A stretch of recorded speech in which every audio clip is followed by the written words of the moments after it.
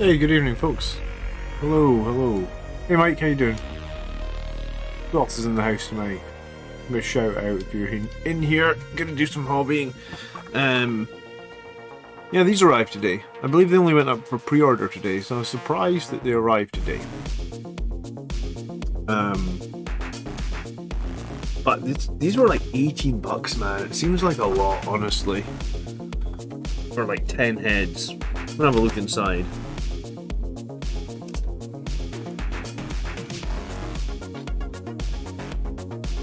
How is everyone today? Hope you were well. Good evening, Reziel. Good evening, Jimmy.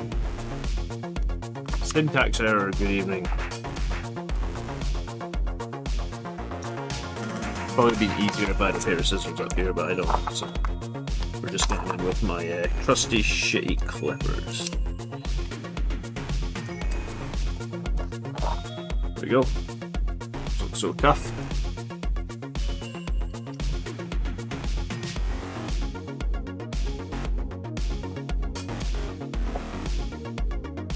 Can I get them out of here? Maybe make one more cut.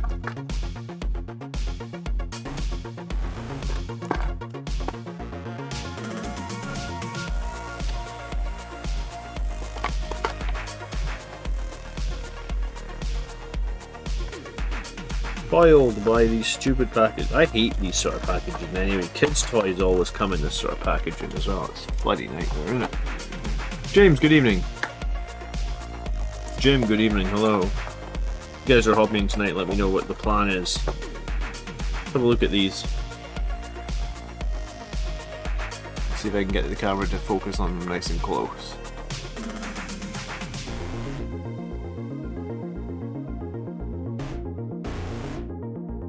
Pretty interesting, really. Strange that this bit is completely separate. It's really messy as well. It's gonna need some amount of cleanup on those spikes.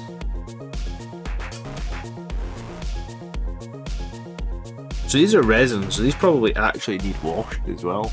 I wasn't expecting them to be resin. I mean, maybe I should have expected them to be resin. So that's one sprue, or one set of them. So that was 5. So you get 11 heads.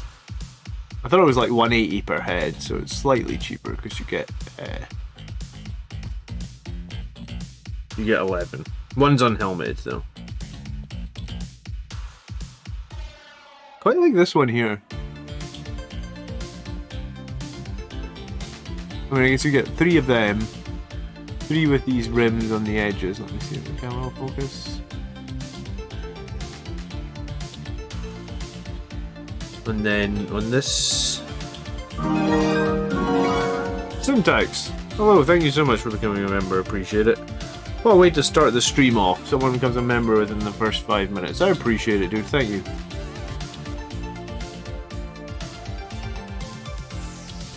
Oh, this guy's got a hole in his head. What? Oh, right, yeah, because I was thinking, what the fuck's that for? This is for his, like, Iron Halo thing. What do you guys think? You like them? 14, well, I mean, they're $14.50, but then delivery was $3.50, so it ended up being, like I said, $18. This is just a picture of what they do look like. Let's see if we can see it without the horrible plastic sheet on it.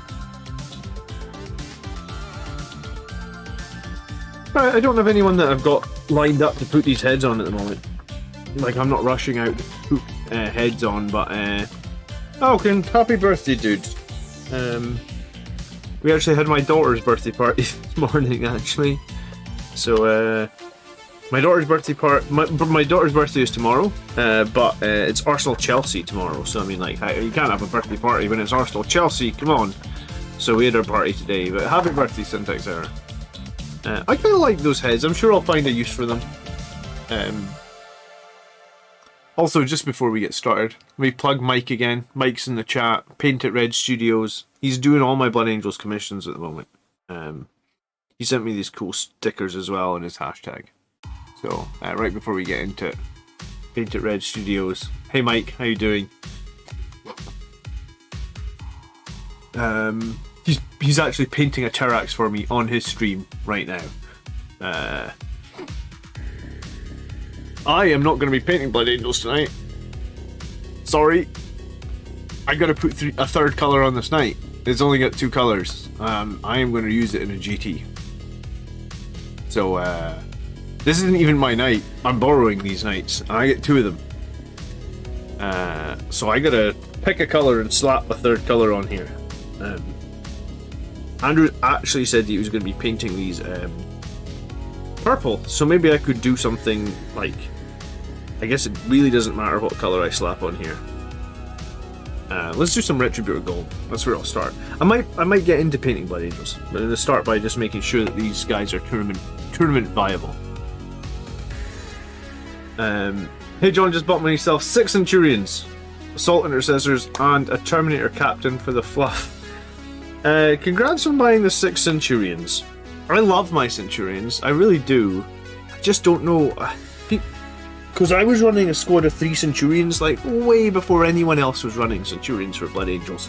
Same as I feel like I was running the Whirlwind way before anyone else was running it for Blood Angels, but apparently that bubble was burst and people said that it wasn't me that ran it first. If it wasn't me that ran it first, the Whirlwind first, I don't know who fucking it was, because I feel like I was doing it before anyone else, but yeah, I was running Centurions as well before anyone else. I guess that's what happens when you only play one army, you run things before they become meta. But when I was running Centurions, it was I was just running 3 of them, and I don't know why, but like, maybe part of it is like, I don't necessarily like to copy other people's lists either. Like, I'm fine. I think I prefer building my own lists. And I think that's why I get frustrated with the competitive meta, because sometimes there's not a lot of scope in the competitive meta to build your own list. You know, I mean, use the Whirlwind as example. People often come into my streams and tell me I'm an idiot for including a Whirlwind in a Blood Angels list. You know, like people would say like, why are you running a Whirlwind? You know nothing about Blood Angels. Like, I've had those comments on YouTube. And not just once, like I've had that said to me like a bunch of times, right? Do you know what, if I'm going to be painting this knight, I don't need to use this fucking tiny little brush that I normally paint with. I'm going to start with a much bigger brush. What brushes have I got around? This one will do fine. It's time to start thinking of Space Marine 2.0 and roll the dice on Heavy Intercessors. I've got Heavy Intercessors, actually. I bought them from the Pariah Nexus box. And I also have the Sergeant with the... Whatever came in the Pariah Nexus box, the Heavy Intercessor Sergeant, right? So I've got them. I ran them like once or twice. Again, way at the beginning of the edition, but then I never really... The problem I think I have with Heavy Intercessors is they're like a shooting unit that doesn't actually do that much in shooting, and if I'm going to include a shooting unit, then I feel like it needs to do a lot, because our army isn't very good at shooting. So if the unit isn't like a really strong, powerful shooting unit, then it's almost pointless to me.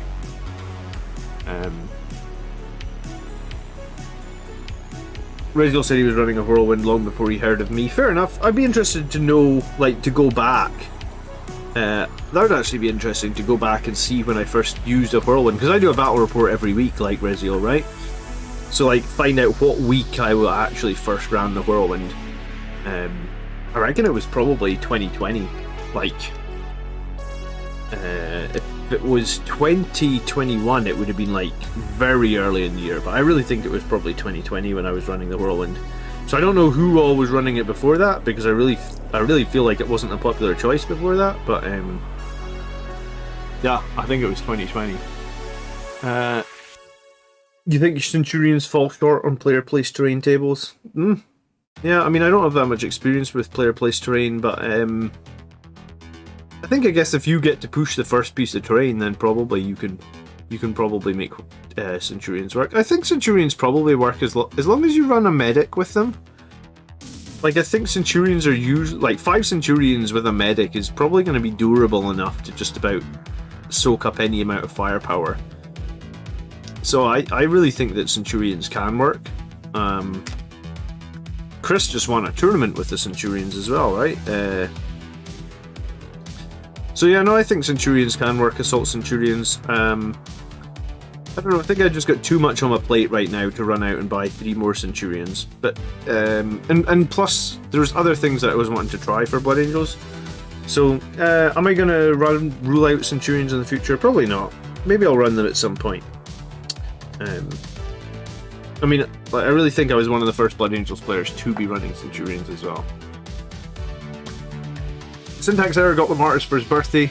Is he any good in a game or better off running a regular bike captain? I don't know if you watched my video then on Friday, Syntax Error, but Lamartus actually is one of the first characters to be included in a Blood Angels GT winning list in like the last 3 months. I feel like I honestly can't remember before this GT that I reviewed just this week that like which I can't remember a Blood Angels. I can't remember the last time Blood Angels won a GT before this weekend or before the like last weekend, I guess. And Lamartus was in that list, or Lamartus was in that GT. So some people would argue Astroth is better. I mean, personally, I probably feel Astroth and Mephiston are better, but you know, sometimes this game is subjective. If you think a choice is good and it fits your style, then go for it. So someone's obviously proved that Lamartus can do work, and yeah, I think he ran him with Canticle of Hate and Mantra of Strength was the 2 litanies that you picked for him.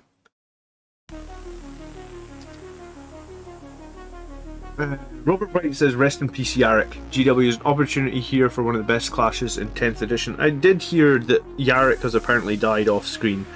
Was that a Warhammer community update post? I didn't read it today. I went on this morning to just look at the pre-orders to see if I'd missed that Sanguinius book, but no, I don't think it's up for pre-orders yet, but I think there is a special edition of the Sanguinius book coming, and I think that's coming at some point in November. But honestly, like, it was my kid's birthday this morning, so when I actually checked Games Workshop website, it was like 10:45 or maybe even closer to 11 o'clock, so if the Sanguinius book had been up for pre-order, maybe it did go up and it was already out of stock, but if it had been up for pre-order, I would have missed it for sure because I was busy trying to get a kid's birthday party ready. Mike will paint Centurions. If you pay him to paint them, that's good to know, Mike. We'll see. We'll see. Try a Death Company list on stream, says Flowbrain. I don't have enough Death Company, Flowbrain. Not with Thunderhammers anyway. I'm thinking about getting one more squad of Death Company so that I do have the ability to run 2 squads with 4 Thunderhammers. Because I think if you want to run multiple Death Company, that's what you have to do. And yeah, a few people in here actually swear by Lamartus as well. I guess James Fisher is just saying Lamartus is a boss. I used to run him in a lot of lists. I guess he fell out of choice for me for a little while. In 8th edition, I believe he was the same points cost as Astaroth, and Astaroth was just probably a better choice. So that's probably why I haven't run Lamartus in a while. But I actually used to have the original Lamartus model because he actually did have like 2 models. He had a really old metal model, like Monopose one, and then he got like a slightly better resin. I think it was Monopose as well, but yeah. Oh, you didn't watch that video yet? Well, I mean, if you watch that video maybe after the stream or something, you'll see the list. I think it's the first list I cover had Lamartus in it.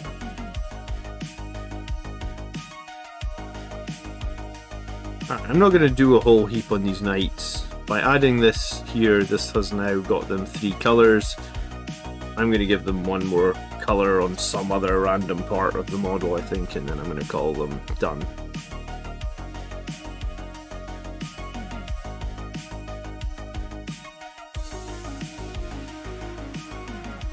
Lamartus is better if you're going for Fury of the Lost. If you're going for damage, you want Astroth. Yeah, that's probably accurate actually, because Lamartus can Death Vision and he has the Death Company keyword.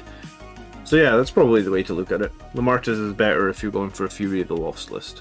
And a lot of people are going Fury of the Lost because Blood Angels didn't get the strongest secondaries, so Fury of the Lost is kind of a secondary that people feel like they can score even in a tough game, because I mean your Death Company are always going to kill some stuff and they're always going to die as well.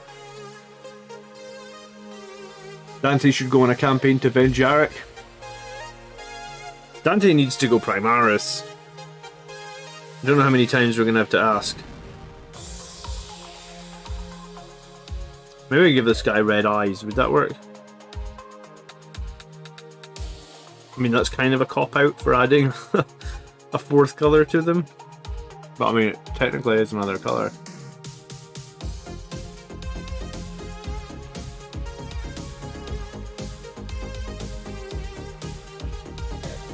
Angron invades and takes Armageddon, killing Yarrick in the process. Gaz is told and flips out. He bolts straight to Armageddon and wrecks Angron to avenge his favourite human. Or Humie.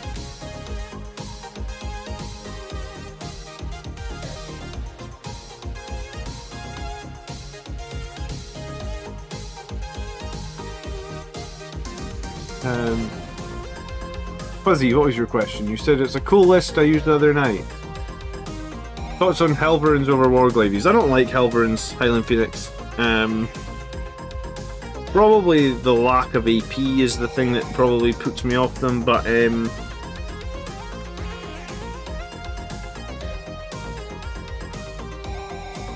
also really don't like guns that are random number of shots at tournaments. Because at tournaments your CP are like... they're so important, right? Like, you cannot be spending a CP on re-rolling the number of shots that a gun makes at an event. Like, if you end up doing that, you're gonna end up like, we'll go for green eyes. It says Living Ghost. Yeah, well, let's do green eyes. I've got green in my hand anyway. So yeah, I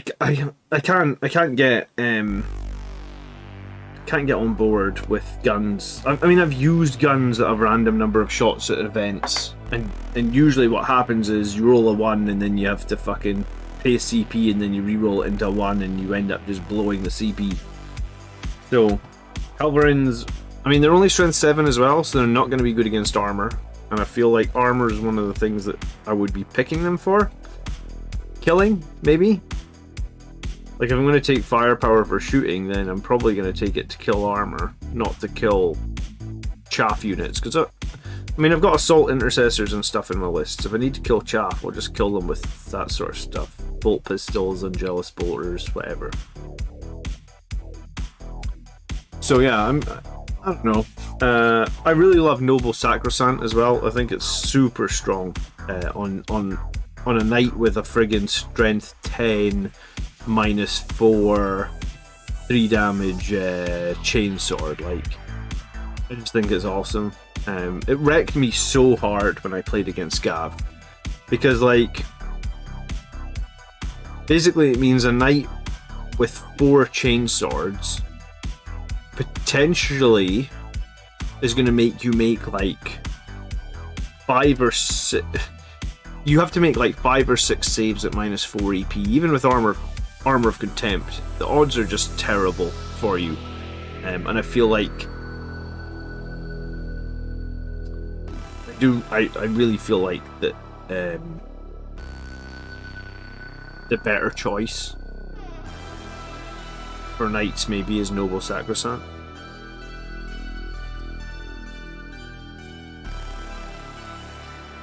Competitive players rate them higher. Well, I mean, like I've said a bunch of times, I don't copy other people's lists. I rather do my own thing, Reziel. I've always rather done my own thing.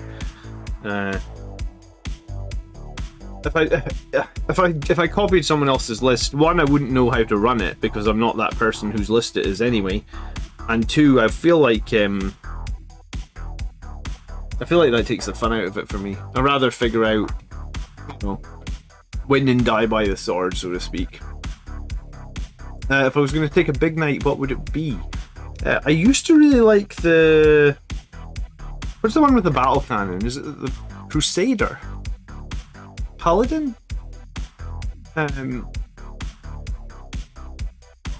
Oh, you can get +1 strength at shooting at half range? Yeah, I mean, okay, sure. I mean, maybe that's why some people prefer it. There is a whole playlist on the YouTube channel of battle reports. I don't know why you wouldn't be able to see them. You just go into the YouTube channel and you just scroll down, and show you where they are in just 1 second.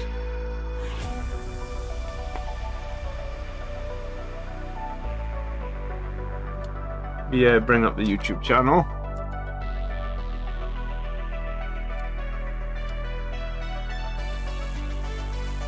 And my camera for 1 second. Yeah, when you come to the YouTube channel, you should see something like this. You just scroll down to live battle reports. I mean, if you click that, I mean, there's 64 battle reports apparently.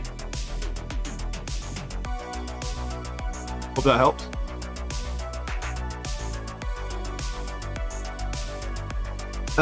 This isn't my night, this is Andrew's night. I am just throwing one extra colour on it so that I can run it at the tournament and no one says it's only got 2 colours on it, because this literally just has orange and silver on it. So I've given it green eyes, I've given it a multi-melta.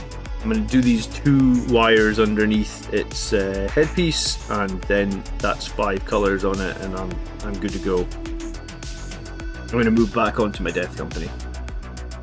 I did say to Andrew, like, would try and tidy it up, but he said he was going to paint them a completely different colour anyway, so I don't know when he's doing that. So I just thought this way I can play them in the tournament.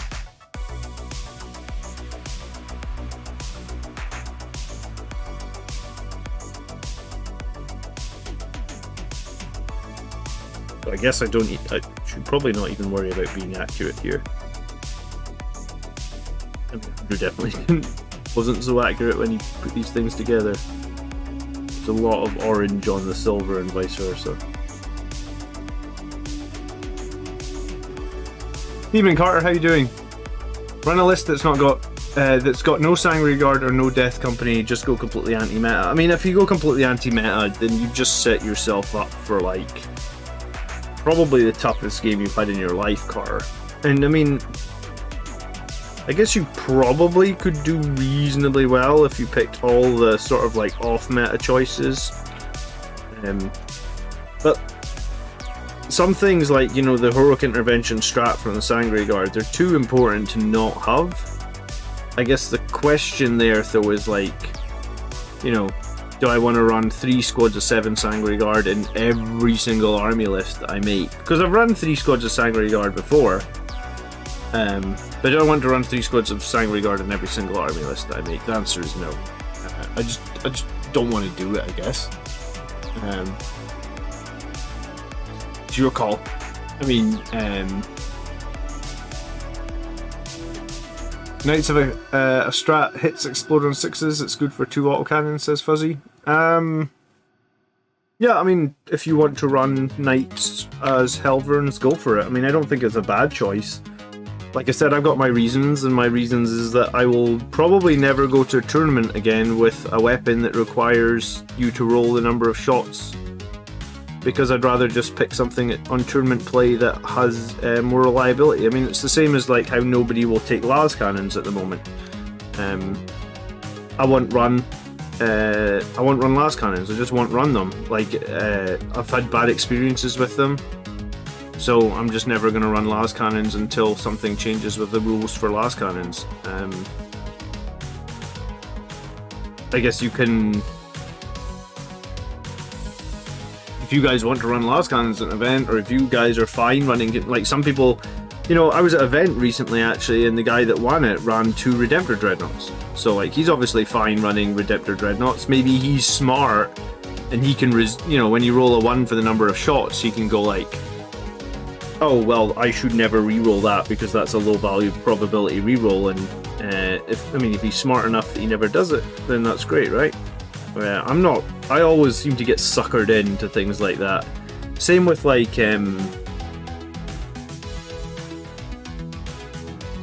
psychic powers. Like on paper, I always seem to think quickening is a good psychic power because you think like, well, you get D3 additional attacks. But I mean, by the time you actually roll the D3, half the time you roll 1 additional attack, and then you miss or you fail to wound anyway. So like, I feel like you should never cast Quickening, you should just always Smite. Even though Smite potentially can only do a maximum of 3 damage, the Quickening on paper can do a maximum of 9 damage, what actually happens in reality is you're just always better to smite your target than cast quickening. So, I mean, you play the game, you learn stuff, you make rules in your head like that, or at least I do, and then you try and remember them and you try and obey them. But yeah, most of my pain points come from, like, I've been in an event at the final table and I could have won the event, but I had to roll a d6 for the number of shots of my plasma, and I rolled a 1, and then I paid the CP to re-roll it, and I rolled another fucking 1, and as such I didn't do enough damage to the transport, and I didn't win the event. And I guess, like, the question is, will I run Redemptors again at an event? I don't know. Like, purely because of that shitty experience. And yeah, maybe every time you go to an event and you roll for your number of plasma shots, you roll 2d, you roll 6s, and it's never an issue for you. But for me, it is. Well, I mean, I don't. These aren't my models, so I'm not spending any time on them. Just adding 2-3 more colors to them so that they've got 5 colors on them, so I don't get 10 points taken off me when I go to this event, right? That's all I was doing. Hello, Commander. Shall I paint my Judasar or work on my Librarian Dreadnought, says Wildling. Librarian Dreadnought, because I don't know how much game time a Judasar is seeing at the moment because of his shitty 6-inch move and no ability to take a jump pad, right? Whereas a Librarian Dreadnought can see some game time. He can get across the board, etc, etc, etc. So if it was me, I'd paint the Librarian Dreadnought first over Judasar.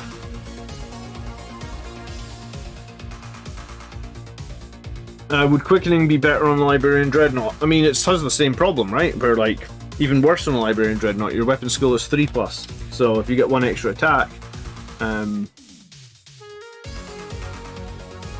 extra attack's only good if you hit with it, right?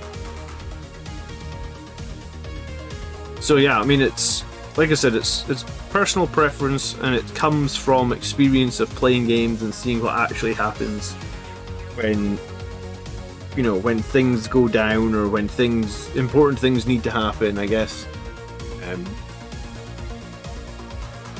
Jim says Sangregard are holding this chapter together. They are indeed. What's wrong with my audio settings? Living Ghost. What are you... Do I need to change something? I can turn the music down a bit. Are you getting reverb? I've been wanting to play an all-Terminator list. Captain, Death Company Captain, Librarian, Relics, Assault, and Standard. I mean, that sounds cool, James, but I mean, Terminators are... Terminators feel kind of average for Blood Angels, I guess. Like, I guess there's other chapters that do Terminators better than us.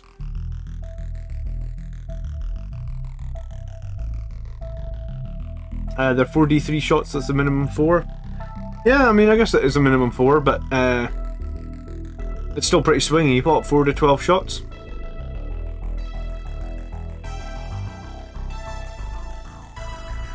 I suppose when you compare, like, Helverins to, like, Redemptor Dreadnoughts, then the range there, 4 to 12, is a lot better than the range of 1 to 6. And no, I can understand why people would like them, because I guess into Drakari they're probably pretty useful, or Eldar with everybody starting in boats. I imagine they'd be pretty useful as well. But yeah, I mean, like I said, I'm building my own list. I've got more events coming up. I'm probably going to go, like, I'll probably take a detachment of knights again, because I don't know if I feel like I want to take, like, so to win a GT, you have to just take a Skew list with, like, more Death Company and more Sangregard, like, not a very fluffy list, is it? Not that I particularly care about the fluff, but it's kind of like that sort of list is just shitting in the face of the fluff, I guess. Like, every member of the Death Company and every member of the Sanguinary Guard from the entire Blood Angels chapter is going to be in one army. So yeah, no, I mean, if that, I cover the really high placing lists. I cover them on the channel. If you guys want to run them, then, I mean, they're covered on the channel. I'll break them down, I'll tell you why they're good, I'll tell you what stratagems that they're going to be good with, etc, etc. But when it comes to running or making the army that I want to play or that I'm going to run to an event, then I'm just going to make my own army, right? And I'm sorry if some of my choices are not the choices that you guys would take. I only play one army, so if I tell you right now, if I just played 3 squads of Sanguinary Guard and 3 squads of Death Company every week, that's the only list that I'm playing, there wouldn't be battle reports because I would find it boring. I don't want to run. I don't want to have no choice in making my army if I want to be competitive. And people have said that there's that for other factions as well, where, like, you know, certain factions might have to run in very specific ways, but I think it's worse for Blood Angels. I mean, like, a Death Company Marine is the same number of points as a Intercessor. Maybe actually less now, is it? You know, it's like, it's hopefully Marines 2.0 is going to fix everything. I guess we'll save judgment and we'll see what happens, huh? What are your thoughts on taking a Death Company Reaver Lieutenant? I think that the Reaver stratagem is really edge case. It's expensive too, like it's 2 CP to remove OBSEC, so like I think if you want to do like that OBSEC shenanigans, I think like Rites of War and Visage of Death are just like infinitely better. So my thought on the Death Company Reaver is like, he's pretty average, he's pretty poor, and also really expensive CP wise, so I don't really know why you would want to take him unless you just want to take him for fun. Which is a totally valid reason to take him, don't get me wrong. Fun is a genuine way to enjoy this game.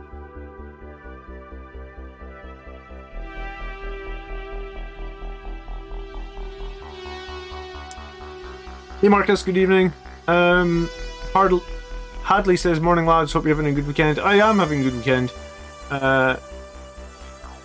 Carter says, I literally started watching your stream because you were using Terminators when it was meta not to. It was interesting to see you winning with them. Thank you, Carter. I appreciate you saying that. I mean, yeah, if you go back a year, I don't think actually anyone is using Terminators for Blood Angels even now. Maybe some people are, but like we don't see it in top placing lists. I almost won a GT with Terminators in my list. I was one game away. So yeah, I like to, you know, I spent ages painting those Assault Terminators. I love them. I love how they turned out. They look super cool. I spent ages on them. I wanted to run them in my list. Is that such a wrong thing to want, you know? Are any relics good for a captain in Terminator armor? Yeah, I mean, you could mastercraft his Thunderhammer. That'd be pretty cool. Mark says, my logic, if you're going to run some resilient and fast obsec vehicle bodies to hold objectives, they better have the ability to be decent in melee. Helverons lack that, and we have other backfield. Okay, so someone agrees with me. Hey Mark, good evening by the way. Somebody agrees with me that Helverons aren't the be-all and end-all, but I mean, it's like I said, it's your personal preference. It's how you want to run your list. We just hit 888 subscribers on our podcast today, me, Mark, and Tony. So if anyone hasn't subscribed to the podcast yet, we would love it if you would consider doing that. We do put content out every second Thursday. Actually, we do content every Thursday now. We've upped the schedule because we wanted to get to 1,000 subscribers. So yeah, if you haven't watched any of our episodes of podcast, then just search on YouTube for 3 Grots and you will find our channel. And we put out Warhammer content pretty much every Thursday now. And it ranges from casual to hobby to competitive, but I think we're starting to lean a little bit more in casual. People are liking our casual / fun content more than competitive stuff. So yeah, if you want to see casual fun 40k content, then check out 3 Grots. Custodes have similar constraints when building their lists. Yeah, I mean, I guess a bunch of armies have considerable constraints. Highland Phoenix is desperate for me to run 2 gladiators. Alright, I mean, here's the deal, Highland Phoenix. I would rather run your 2 gladiator list than be forced to have to take 3 squads of Sanguinary Guard and 3 squads of Death Company in every single list to be competitive. So, maybe my next commission then, assuming Mike's up for it, I'll have to ask him, we'll maybe do a second gladiator.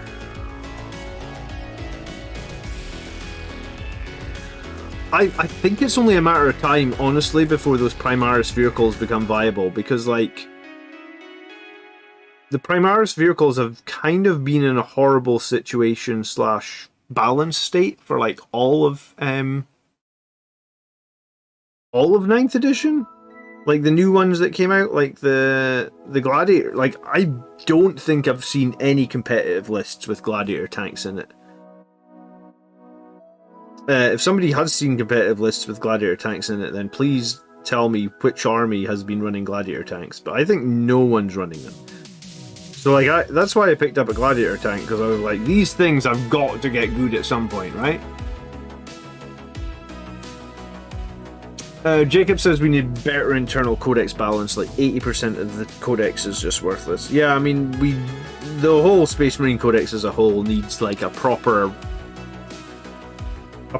balance pass on it, like, where, like, units that never get picked are either excluded from, like, future codexes or actually fixed. I think that's the problem. Like, Armor of Contempt really was a stopgap solution, and, I mean, it didn't help at all with, you know, a lot of units that were not viable before Armor of Contempt are still not viable post Armor of Contempt, right?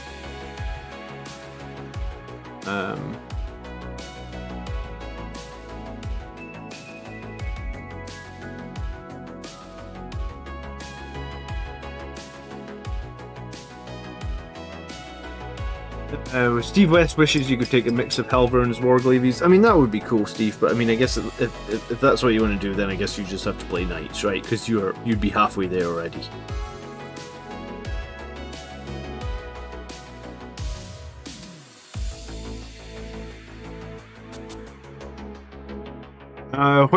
So the list submission for the tournament is Monday, and the tournament is next weekend.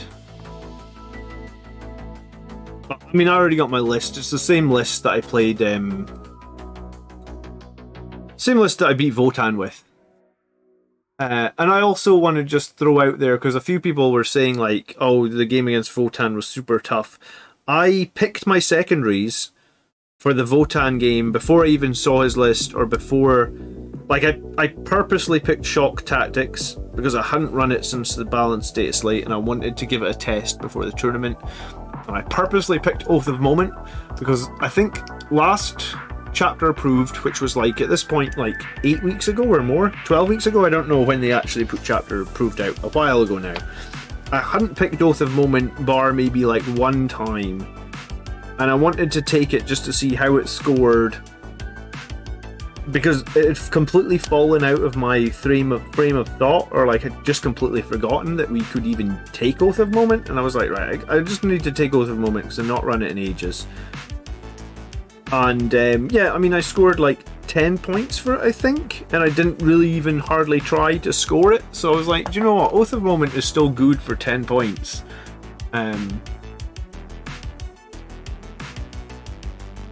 Jim's going to be doing 2 Reapers in a GT in February. Well, Jim, you need to let us know how you get on. You need to win the GT first, and then let us know. But yeah, no, let us know either way how it goes. What are the units that need buffed the most, in your opinion? Oh God, I mean, the list's too long, Weiser, for units that need buffed. Tactical Marines scream that they need a buff. Scouts probably need a buff. Aggressors need a buff. Blade Guard Veterans.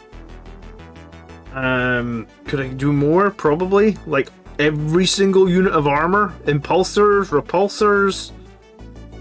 I mean, there's honestly too many Space Marine units that are in bad shape that, like, you just almost don't, you just want to completely avoid / you just almost don't want to take ever.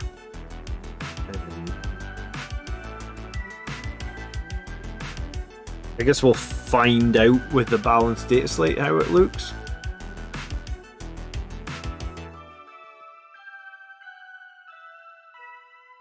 Rizal says just about everything will be good eventually. Yeah, and that's why I always say that, like, I never think it's the wrong choice to, like, buy a model, even if you don't think it's maybe the best right now. And like I said, that's why I bought a Gladiator tank. Probably that's why I bought one of those new Storm Speeders as well. I think the Storm Speeder is less bad than the Gladiator tank. I think the Gladiator tank is genuinely really bad.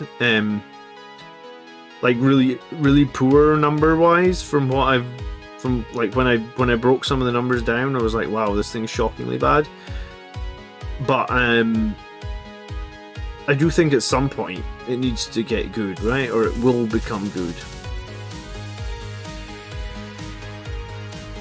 I mean, just to put it on perspective, right? Like, we always joke about, like, Ball Predators never getting any playtime and them being shockingly bad.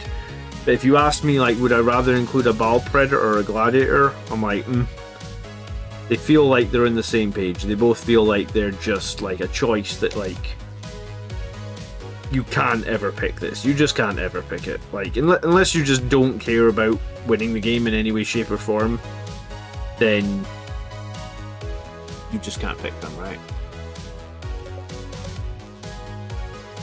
Jim says he can't believe we pulled off the victory against the Scots. In some ways, I can't believe that either, Jim, but I'm really glad to have played the Scots rather than, like, be meeting them for the first time at a tournament table. Because my experience tells me anytime you meet an army you've never played before at a tournament table, it's like a very bad thing.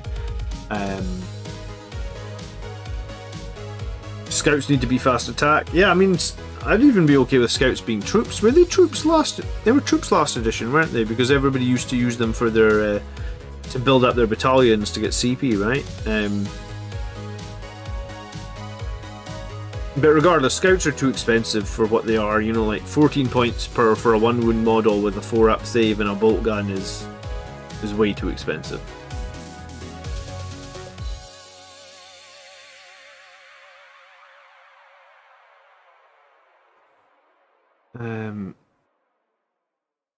Outriders need an overhaul, says Robert. Yeah, do you know what?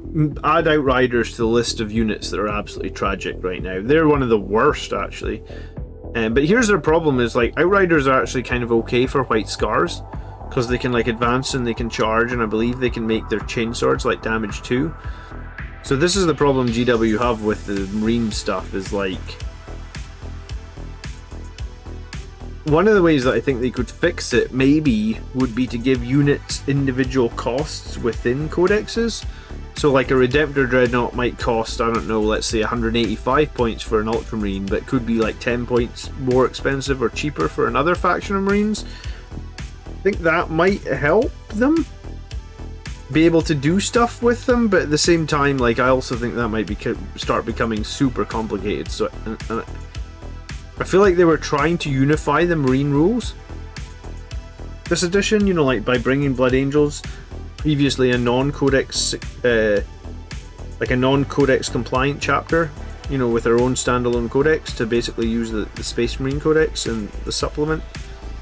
So I feel like that's the polar opposite of what they were trying to do, but I think it would help with the balance. I don't know. Hey Nathan, he's brand new to the hobby and he's watching your videos has made him start collecting Blood Angels. Welcome Nathan. Everybody say hello to Nathan. Welcome to the hobby. Glad you found the channel, and if you ever have any questions, please, you can reach out to me in a comment or you can reach out in Discord. I do generally reply to PMs. I'm not always the fastest person to reply to PMs because I got a couple of kids and I got family time and shit like that. But if you have a question, I will genuinely try and answer it. So yeah, or I mean, if you join our Discord, there's a lot of people that in this hobby there's a lot of people in the channel right now that are actually super knowledgeable. Probably some of them just as knowledgeable, if not more knowledgeable than me, and also super helpful. Pretty much everyone we have in the community is a nice person to speak to. The only people that come in here that are assholes are the people that tell us about the Tinder, but never really offer anything else, right? So, yeah, no, there's lots of good members in our community here. So, welcome.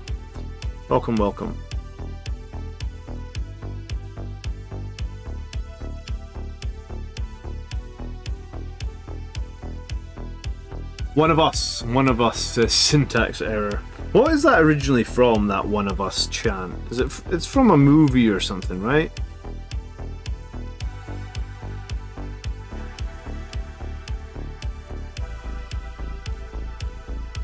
Suppressors need love. Yeah, I mean, we could spend the whole stream just talking about Blood Angel or Space Marine models that, for whatever reason, have been left in a very strange and underperforming state this edition, because there's a lot of them. There's a lot of them, Crozier.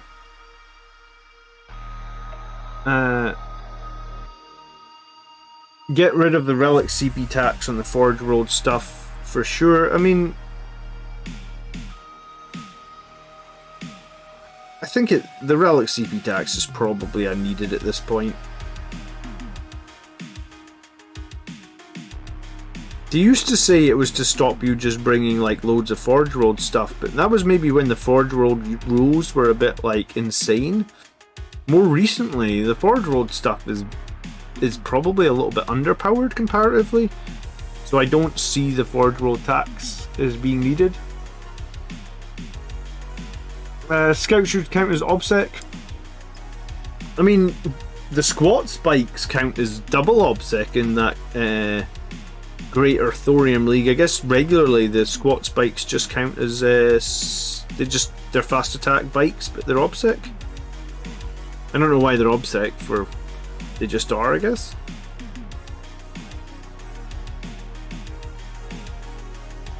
I mean, maybe Sangre Guard should just count as OBSEC because they're fucking badass and they kill everything anyway, right? Like, why are Sangre Guard not OBSEC? You're telling me they can't control an objective? Get out of town.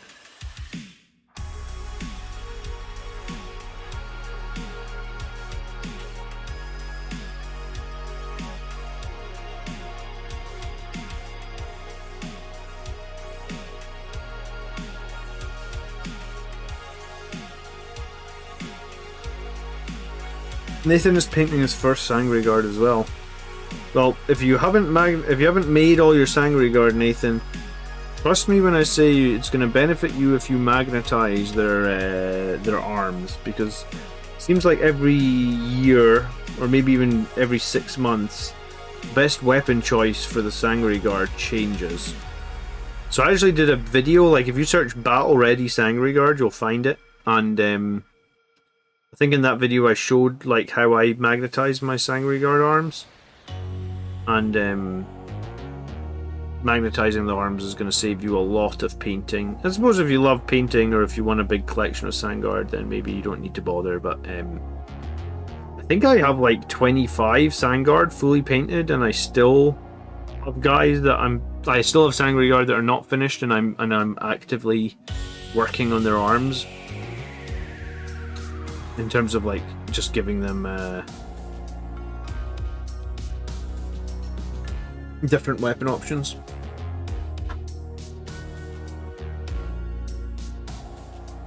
Patman says you just got the gold from Army Painter. Trying to get a nice orange for my Votan. Oh, cool.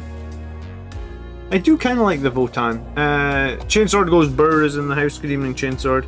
I thought the Votan were a fun army to play against, and I think they would be quite a fun army to play.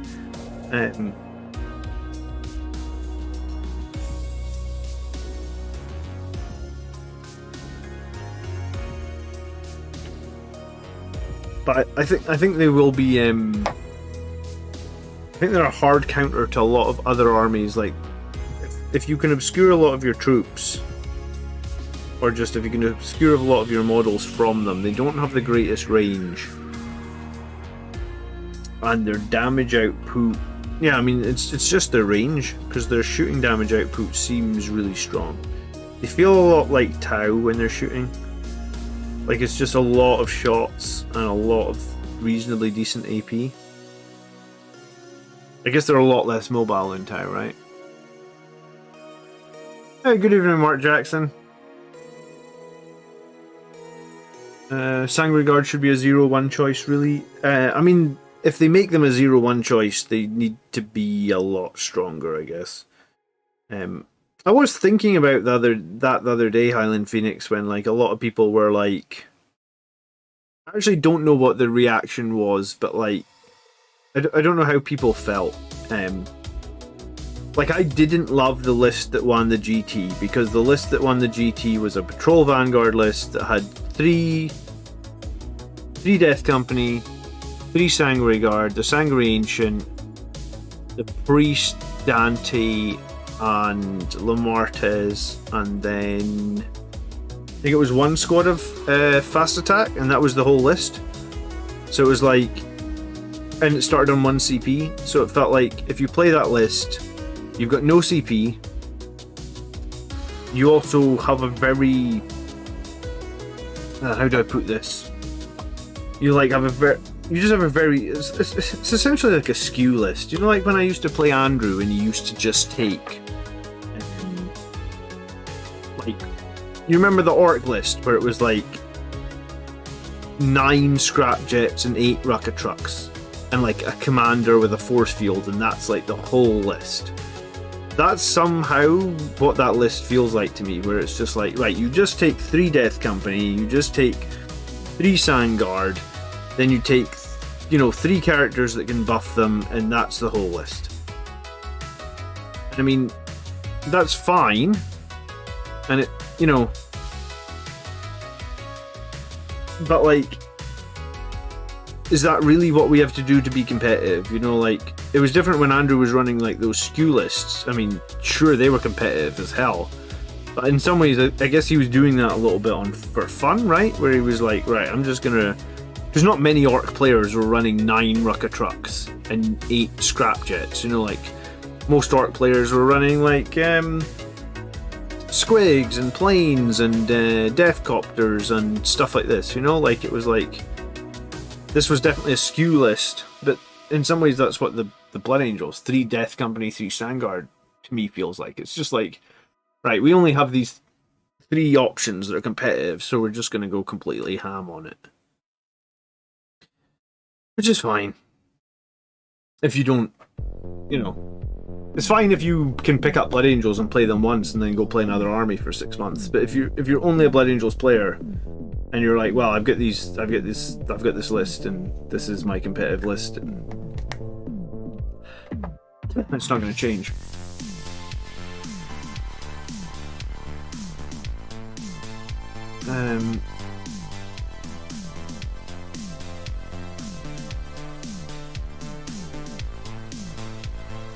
Yeah, some people were stoked at the win, Rizio. I'm glad some people were happy with the win. I mean,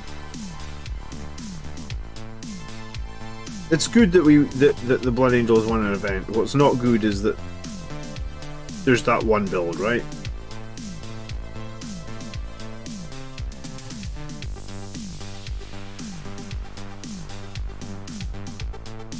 But yeah, I mean, I think we just have to be vocal about, like, hey, we would like better internal balance in the codex.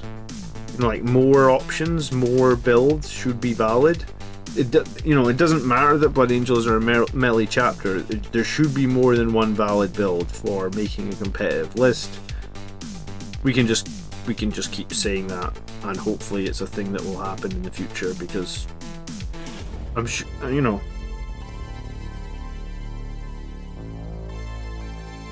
I'm not the only person that feels that way.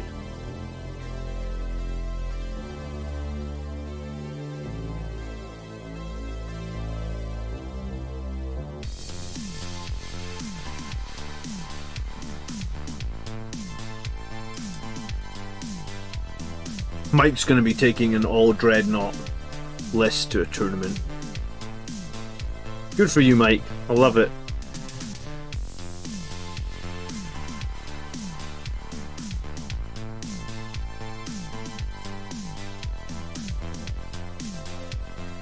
I wonder what your opponent's face will look like when you take a whole Dreadnought list of Blood Angels.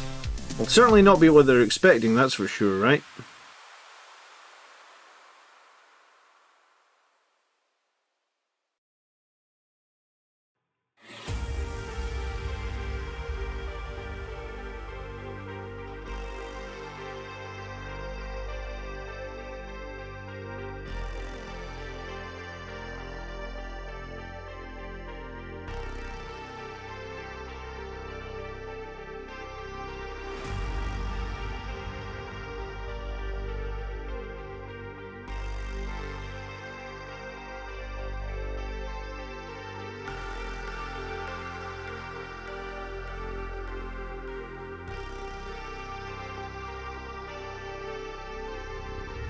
think this is a very, very old plastic sword, like 20-year-old sword, and like the definition between the guy's hand and the sword here is kind of crappy.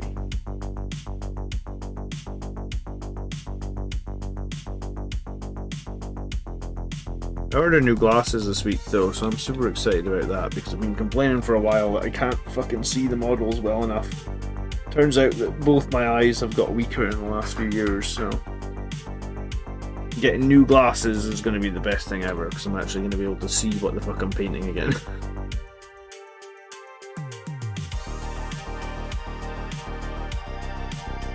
I mean, I can see enough, I guess, but having new glasses will just make it that much easier.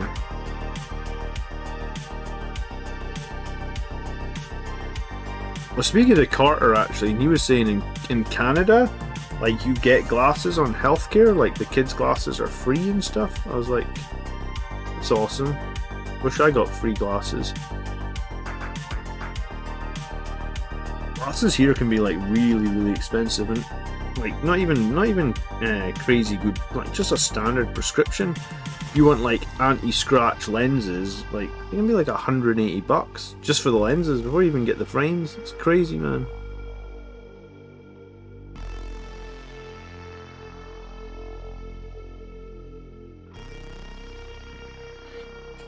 Oh, this batch paint of Death Company is taking me forever. I'm doing basically 11 of them at the moment, and I'm thinking I'm going to add 5 more.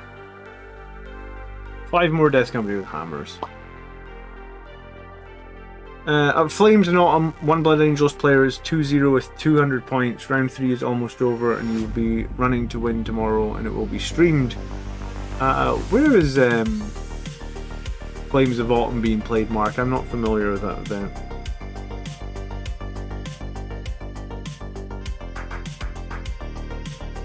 Crozier is playing against Sister Battle next Thursday. It's the first time starting the game. I've heard it's a very tough matchup for the Blood Angels. What makes it so difficult? So Sisters of Battle is an insanely tough matchup.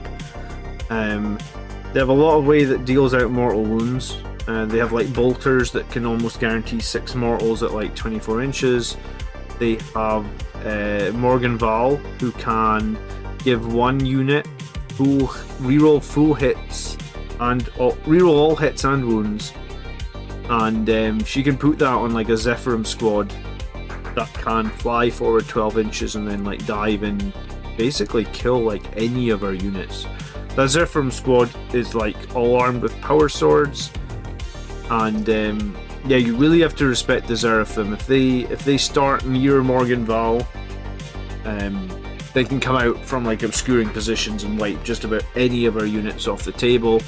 And then they also have Repentia, which are crazy good into Marines as well. They just have way too much AP for us to reliably save.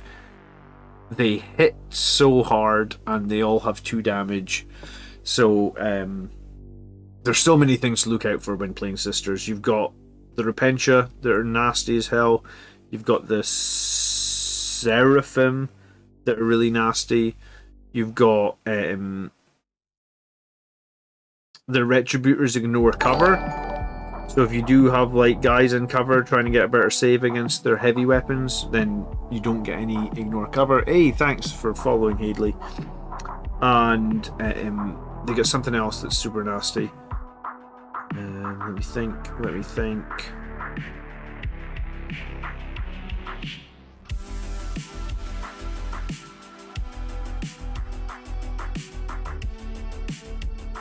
Oh, they can deny. Every unit in their army can deny powers on a 6-up. I mean, that's something to be aware of as well. They can also do an auto deny on a 4-up. I'm trying to think. There's something else that Sisters have that's really scary into Blood Angels. The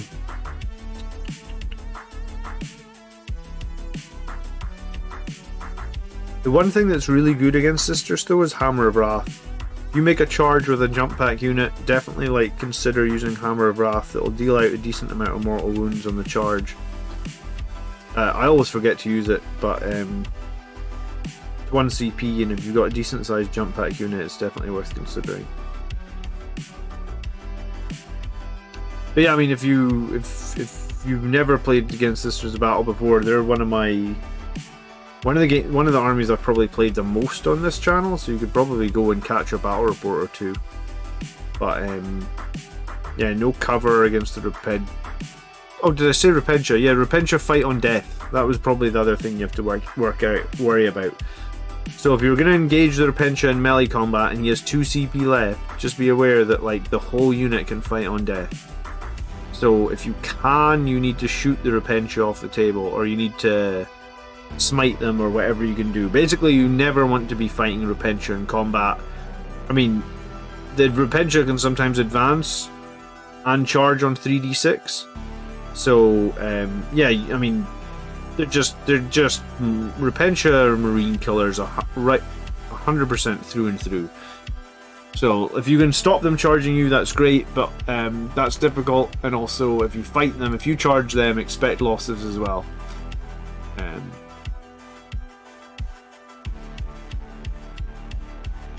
Scott's gonna have dual citizenship in Canada, says Carter. I've never visited Canada, Carter. Maybe one day.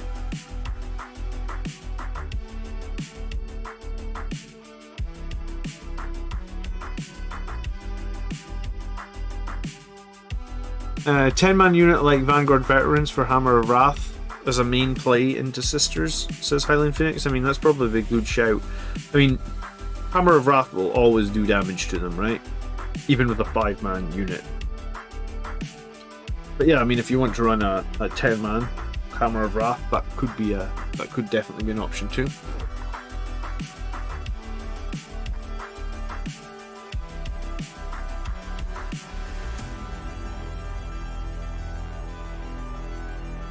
Gladiator Reaper against Sisters. I mean, the Reaper would probably be good against Sisters, except the fact that there's no AP on it, right? And that's probably why I prefer like a Volkite, because Sisters don't have, unless they're running a Hospitaller, which I don't think they run, which we don't see too often. I mean, some Sisters players, Andrew's run the Hospital before, but the Hospitaller isn't like a core part of their list, right? So like,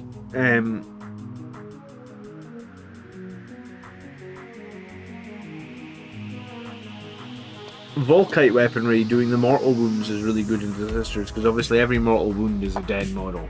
So that's why I like Volcons into Sisters of Battle. And also 45-inch range, I guess. So like you can totally keep them out of range of their multi-meltas, and apart from like Retributors with multi-meltas, or the new war suits with multi-meltas, like beyond 24 inches, the only thing I can really think of that Sisters run is Morgan Val's like 2 crack missiles. But my experience tells me that like 2 crack missiles, like, it's generally not very scary. And this is probably why like we don't see that many Cyclone missile launchers either, because like Cyclone missile launchers for 25 points, I guess they're just not that good, I guess. You know, it's low AP, especially into Armor of Contempt. You're just talking -1 AP. So like a crack missile at -1 that's only going to do d6 damage makes Volkite Dreads, like with those double Volkite arms, actually really good into Sisters. But I mean, we don't see them picked much these days. Period, I guess.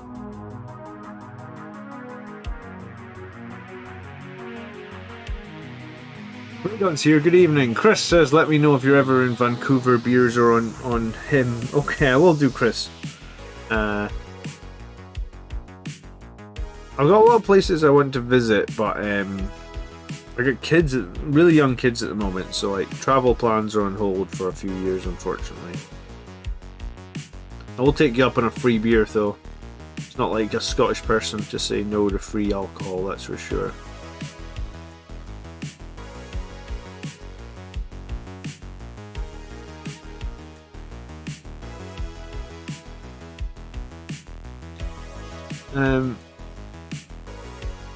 Do I like maple syrup or poutine? I like both.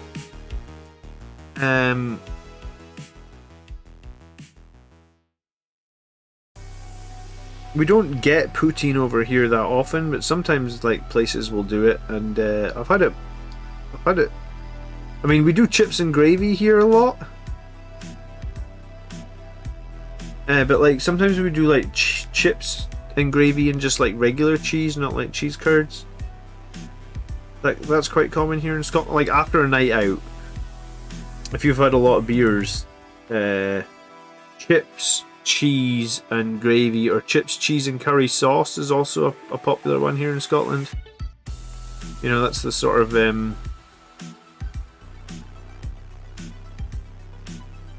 that's the sort of staple takeaway food at 3 AM on a Saturday night. If you force the opponents to roll enough dice, they will roll ones and give them enough dice to roll. It's psychological. Yeah, you say that, Highland Phoenix. I was using my Leviathan Dreadnought with double heavy flamer into the Sisters of Battle, and like with them in cover now, they save against heavy flamers on 2-ups, which honestly I was amazed. I like fired the heavy flamer at the Sisters of Battle, and like it's a Leviathan, right? So it's double heavy flamer, so it's like 2d6 auto hits, and it did no damage to toughness 3 models. I was like, oh right, okay, so heavy flamers are like, because heavy flamers into Sisters used to actually be like, they used to be genuinely quite good, right? Because they're low toughness, so you'd usually chew up a bunch of Sisters. And then I did it against the Sisters of Battle and was like, oh right, okay, so my heavy flamers did 0 damage there. They kind of ruined a turn for me because I was expecting the heavy flamers to mop the unit up and then be able to charge somewhere else with the Leviathan. So I was like, oh, the Leviathan needs to charge them because the heavy flamers did no damage. Well, I did not expect that. Poutine is so easy to make, great drunk or hangover meal. Yeah, I mean, we buy it in the chip shops here or the kebab shops at 3 in the morning. That's for sure, that happens a lot.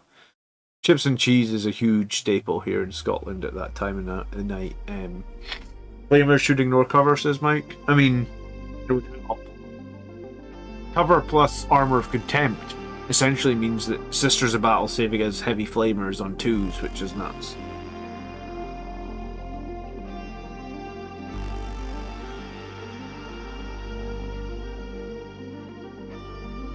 Carter says smokes is deadly? What do you mean?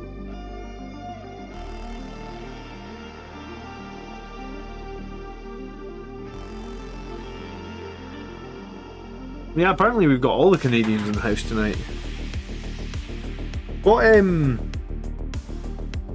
going to say, what ice hockey team is good then? Like, what's everybody's ice hockey team? I don't do ice hockey, or I don't know much about it. I have a friend at work that's super into ice hockey, though.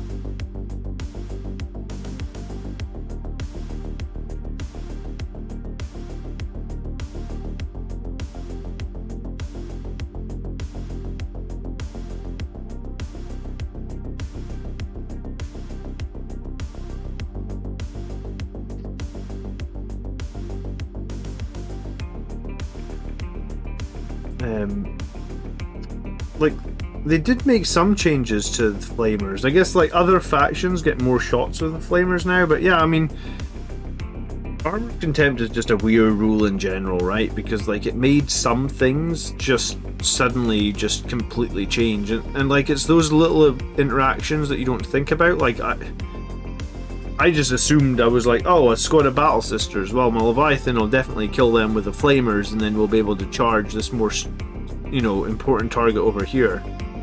And I was like, oh wow, we didn't kill anything, not even a single model with the flamers, you know. And I should have known, you know, I know that Sisters get Armour of Contempt, so I should have expected them to be more resilient, but it was just the fact that I hadn't ever fired heavy, like, I typically don't run that many heavy flamers in a list, right? Like I used to run when I ran like double Redemptor, I used to run the Onslaught cannons. I didn't really run the heavy flamers. I mean, some people like heavy flamers. I've just never been a fan, but on the Leviathan it makes a lot of sense to have heavy flamers because the heavy flamers help you prevent yourself being charged, And if you're playing Sisters of Battle and they're charging you with Repentia, you really want those heavy flamers, because you don't want the Repentia charging your Leviathan, right? You want to just fucking flame and kill half the squad when they charge you, right? Like, that's how you want to deal with Repentia.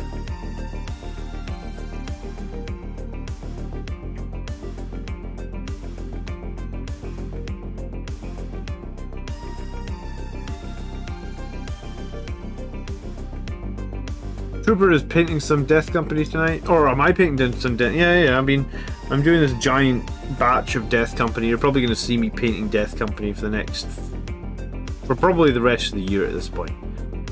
If I'm doing 12 or 11 models and I'm adding potentially 5 more, it possibly will even bleed into next year. Depends on how much kid-free time I get over the Christmas holidays. And that can go either way. I could get a lot of time or I could get no time. And it's purely on the behavior of my 3-year-old. Who some days is great and other days is a bloody nightmare. So, we'll see.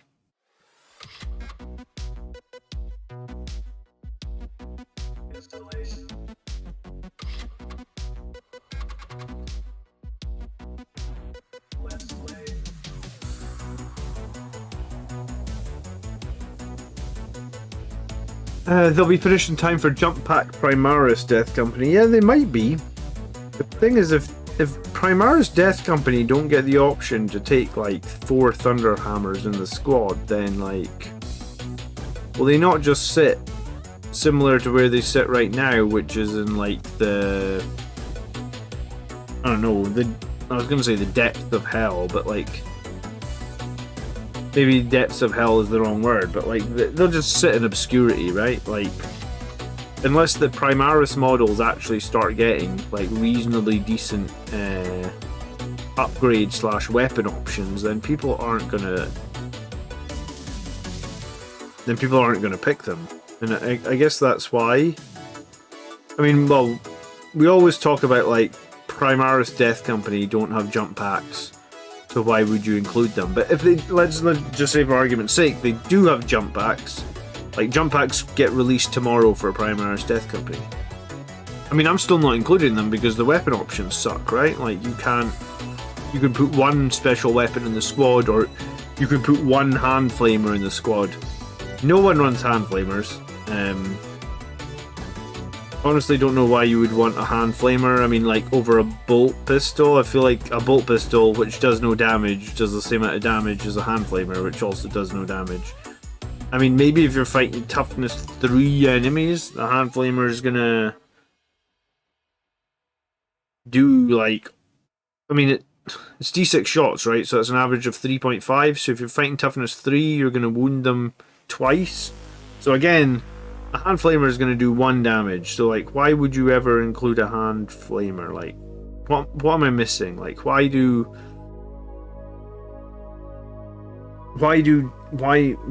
know, including a hand flamer on Primaris Death Company, like, anyone, like, no one's running Primaris Death Company for one, but anyone that's doing it is not running a hand flamer. No one's spending 5 points on a hand flamer that does 1 damage. Not when there's like a million other things you could spend 5 points on that would do probably a lot more than 1 damage.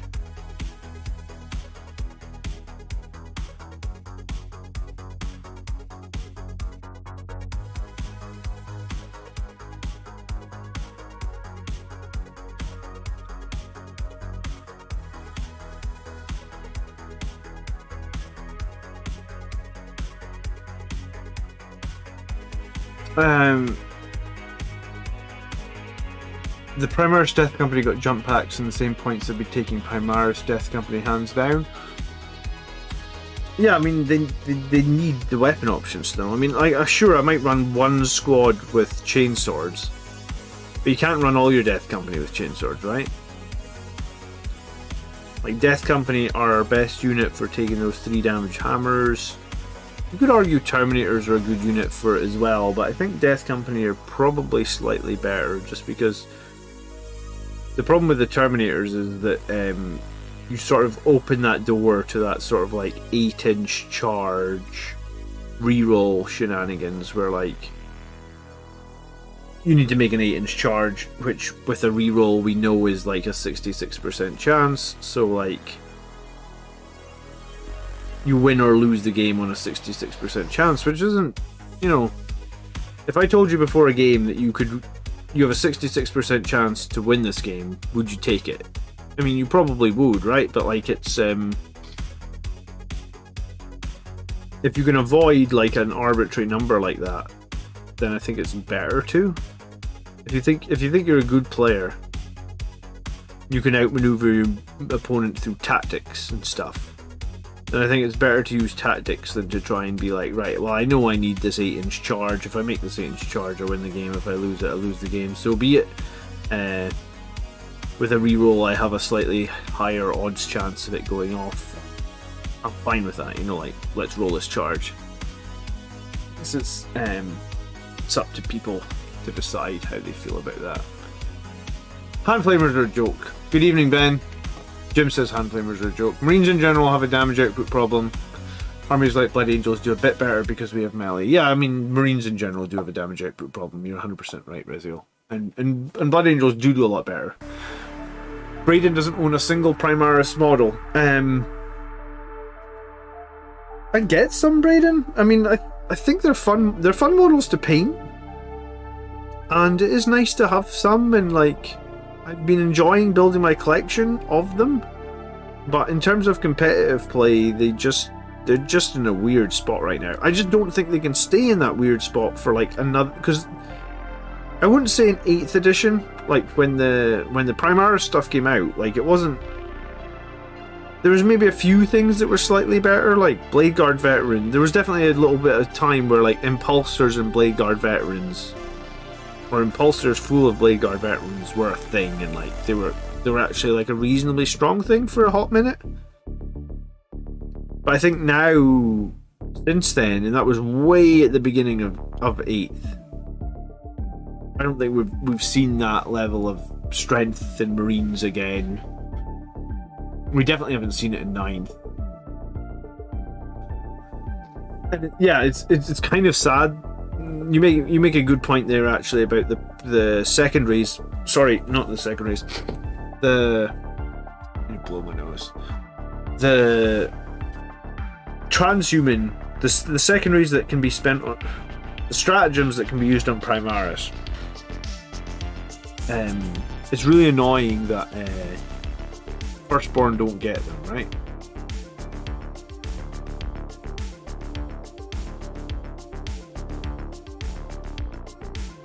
Excuse me.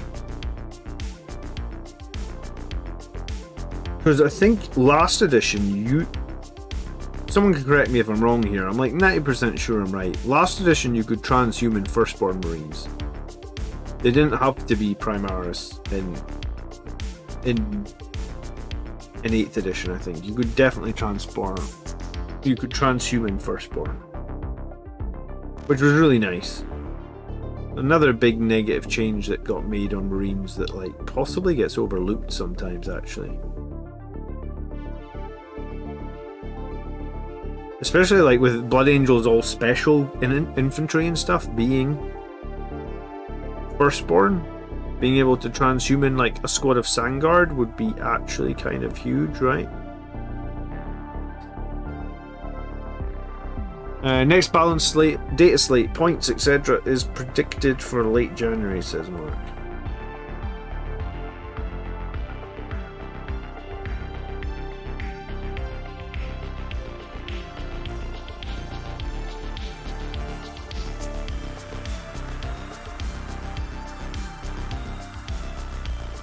I don't think they'll change much with Blood Angels now. Yeah, in some ways it's kind of annoying because, like I said, some people will disagree with me, but I do think that the list that won that tournament was a Skew list.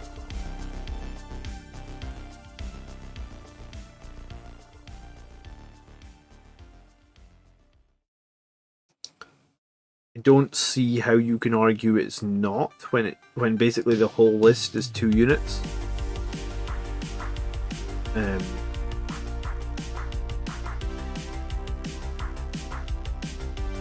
But I mean, I guess everybody's got their own opinion on what they think a Skew list is, and you know what's good for the competitive meta and what's not.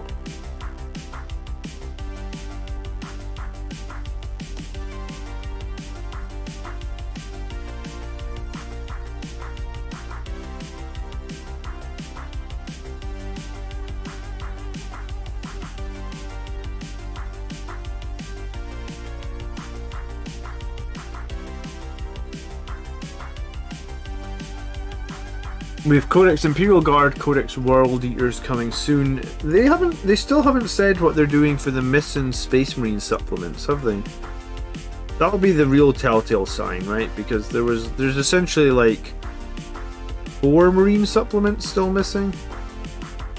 And it seems a bit weird to be right close to the end of the edition right now, I think. And to just be sitting with like 4 Marines.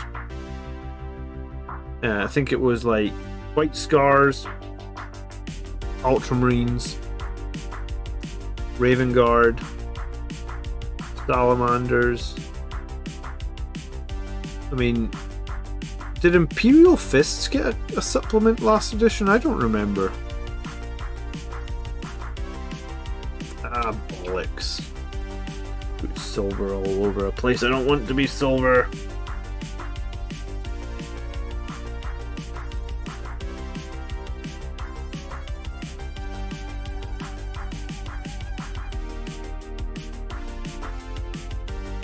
Fix that just now.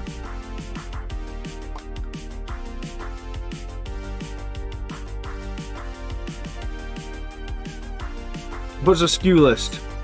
It was optimized what GW gave us since our supplement dropped. We always knew Sangre Guard with the only competitive way of running Death Company hammers was viable. I would say it's a Skew list because it's gone like one step further than that Highland Phoenix, right? Where it's like, we're not even going to run troops. We're just going to drop troops. Like, we're not going to run a battalion. We're just going to run an extra Vanguard detachment with 2 units of the Death Company and hammers, so we can get like more Death Company into the list, right? That's why I would say it was a Skew list. Like, assuming that you're just like a standard casual Blood Angels player that has like a pretty valid list or units, or maybe even have quite a lot of units, like, can you just pick up and run that list? I don't know. I mean, I can't, right? Like, I can run a shitload of Blood Angels lists because I have a lot of Blood Angels units. But, I mean, I don't have 10 Death Company made with Thunderhammers. I also don't think, like, I've run Patrol and Vanguard before in tournaments, and I mean, I think it's obviously fine to do it, but like, it basically means that like, if you're gonna run Patrol Vanguard like that, you're not gonna have CP for anything, right? Like, you can have CP for Angel Sacrifice and Suppression Fire, and that's it. Like, you got no CP for any other strats. You could argue you don't need any other strats with that list. Well, sure, but at that point, does that not just make it even more a Skew list, where it's like, well, this is the list, it needs 2 stratagems, and it needs, what, 700 points of Sangre Guard and 600 points of Death Company? So Games Workshop will think that we're a fine balanced list, or a fine balanced codex, because we've got 2 competitive units. So what happens now in 6 months' time when Games Workshop decide that, like, you know, because they did it before, Sangre Guard are too cheap, we're going to put them back up to 32 points per model. Like, does that not just gimp our whole army again? Because we know that, like, 90% of the rest of the codex isn't competitive. And the only way we were being competitive is running these 2 units, which, I mean, I was one of the most vocal person about saying that, like, 32 point Sangre Guard models were wrong. I mean, you know, Games Workshop never come out and say like, oh yeah, 32 point Sangre Guard models were wrong, like that was too expensive for them, but like, They were 32 points per model for like 6 months. Maybe even longer, was it? Was it a year? I actually think it was 2 balanced data slates, so yeah, I think it might have been a year. And like in that year, it was really, really tough to be a Blood Angels player, right? Because that's when we had to like try and make stuff work with like Volcon Contemptors and all sorts of random stuff. I don't know, I think anytime the lists are dominated by like 2 units, and that maybe leads, like, we've all bought like loads of the same unit, right? Like I've said before, like I've got shitloads of Sangre Guard, I've got shitloads of Death Company. Maybe I don't have the right loadout with the Death Company with the hammers, but I've got shitloads of them. I actually wonder, like, going forward, would it be better if there was like seasons, competitive seasons, where you can only run 2 of the same unit? I was thinking about that, right? Like, so you could only run 2 Sangre Guard, you could only run 2 Death Company. But I mean, that doesn't just go for Space Marines, right? Like, other armies, for example, Sister of Battle could only run 2 Repentia. You know, like, would that not help? Like, would that not make the whole game more balanced / better? And I mean, they did that with the planes, right? Like, remember when they used to run all the planes? AdMech were running like 4 flyers. I mean, I don't know if you ever played against a 4-flyer AdMech list, but it was a fucking disaster is what it was. I mean, I don't know if you ever played against that Orc list before they changed the buggies. It was also a disaster. Like, would 2 units be fine?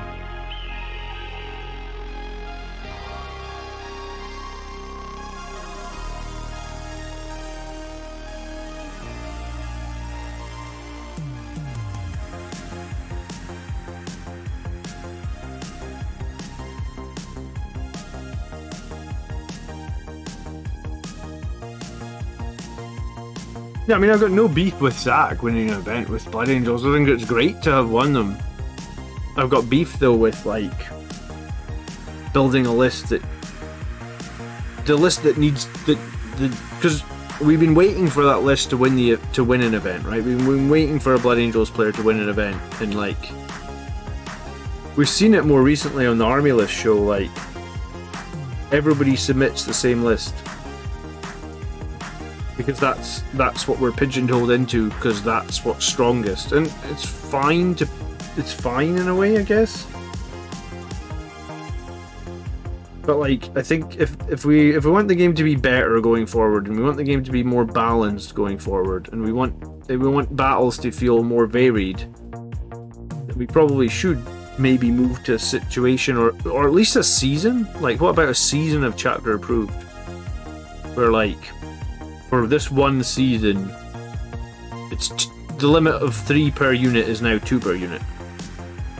Like, let's try a season where like everybody has to, and I think that might be controversial because 2 units sells less models. 2 units sells less models, or it might piss people off if they've already bought 3. But I mean, I've got 3 Redemptors. What else have I got 3 of? I've got 3 Predators. I've got yeah, I know it's been that way. I'm just saying what I think would be better for the health of the game.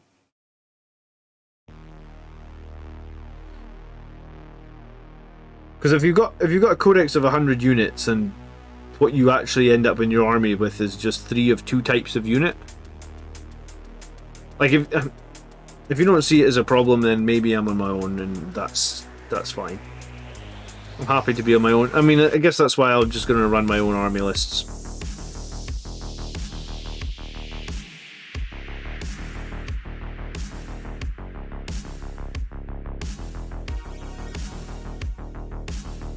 But yeah, I do think it will cause a problem. You know, like if we go through another 6 months or a year of Sangre Guard going up 2 points per model, you'll instantly see like Blood Angels just completely crash in terms of win rate again or something, right?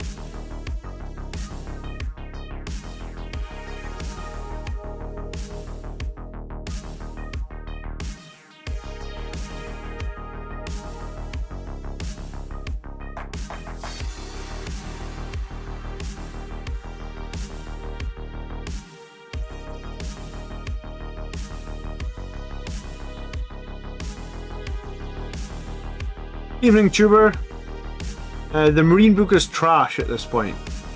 Yeah, I mean, I could just be bitter that the Marine book is trash and that all these other points are mute, I guess, because that would be fair to say. The Marine Codex is very dated now. I mean, that Codex came out probably 2 years ago, and the whole meta has changed significantly since the Marine book came out, right?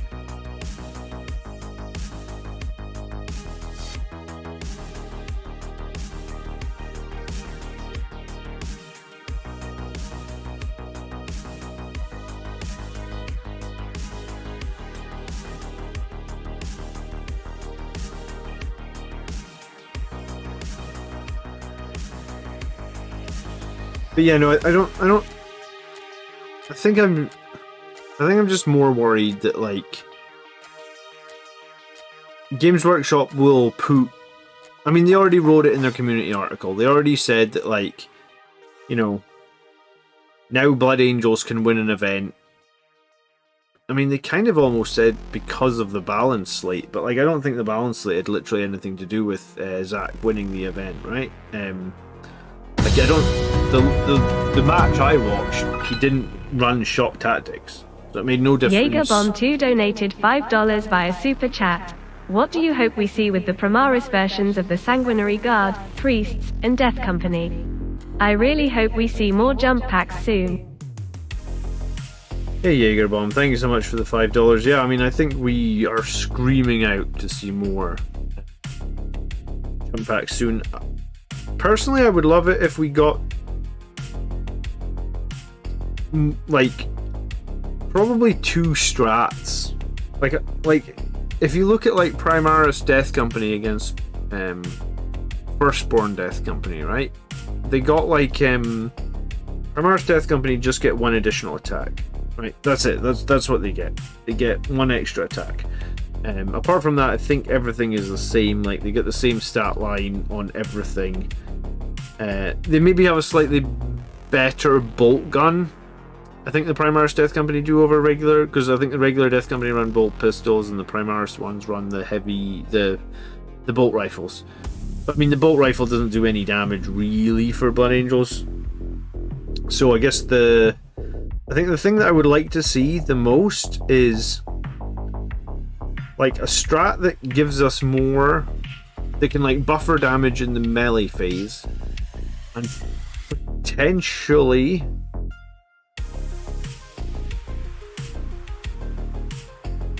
like,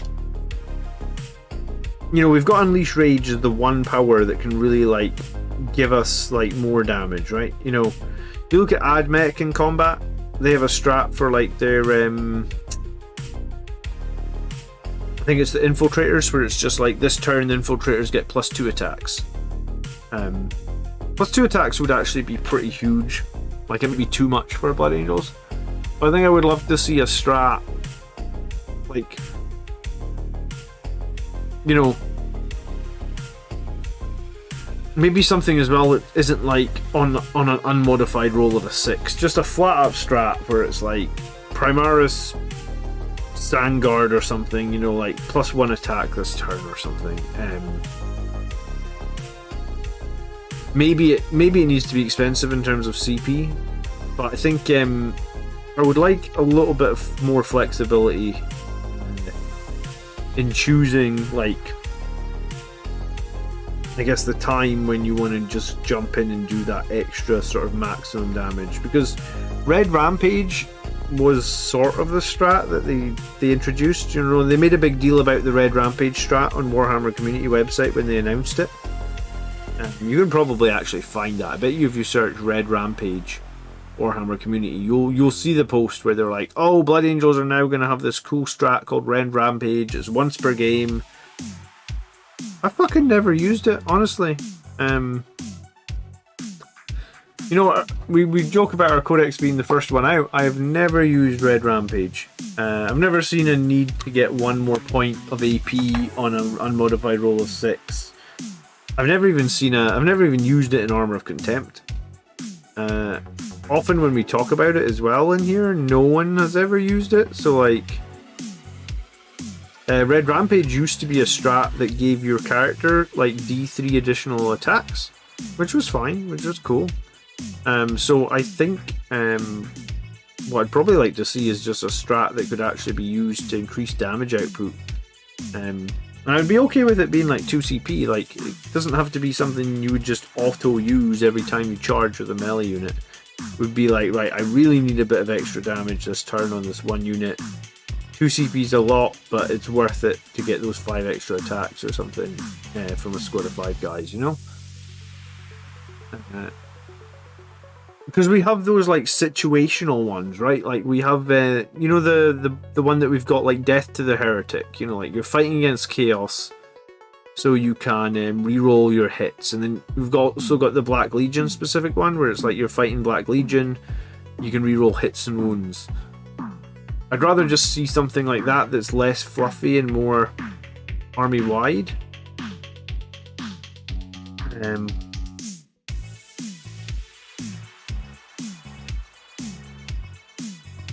Because I think the problem with them being like so army-specific is you actually forget that you've got them, because like, I don't know how often you play Black Legion, but I mean, I play Black Legion like every 6 months or less, so when I come up against Black Legion, it's hard for me to fucking remember, oh, there's this one strat that's actually like legitimately good against Black Legion, right? Because it's like reroll hits and wounds.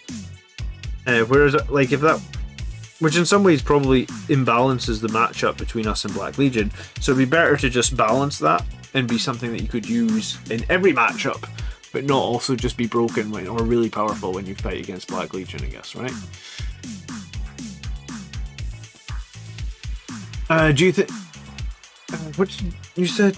Think we want to see true Death Company kits future Assault Primaris will just be painted black instead.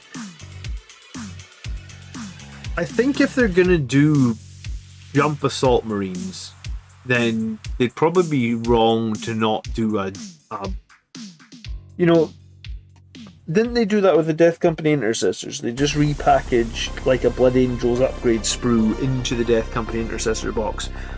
If you bought, I think it was right when 8th edition came out, or maybe it was right when 9th edition came out, they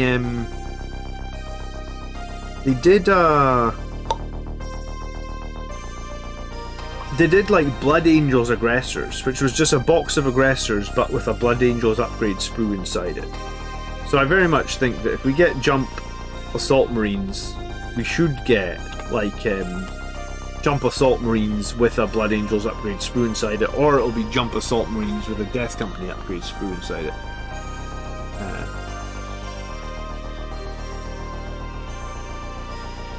Yeah, I miss our 3d6 charge from 8th edition. We also used to be able to do Wings of Fire and the 3d6 charge in the same turn, I think, which was crazy useful.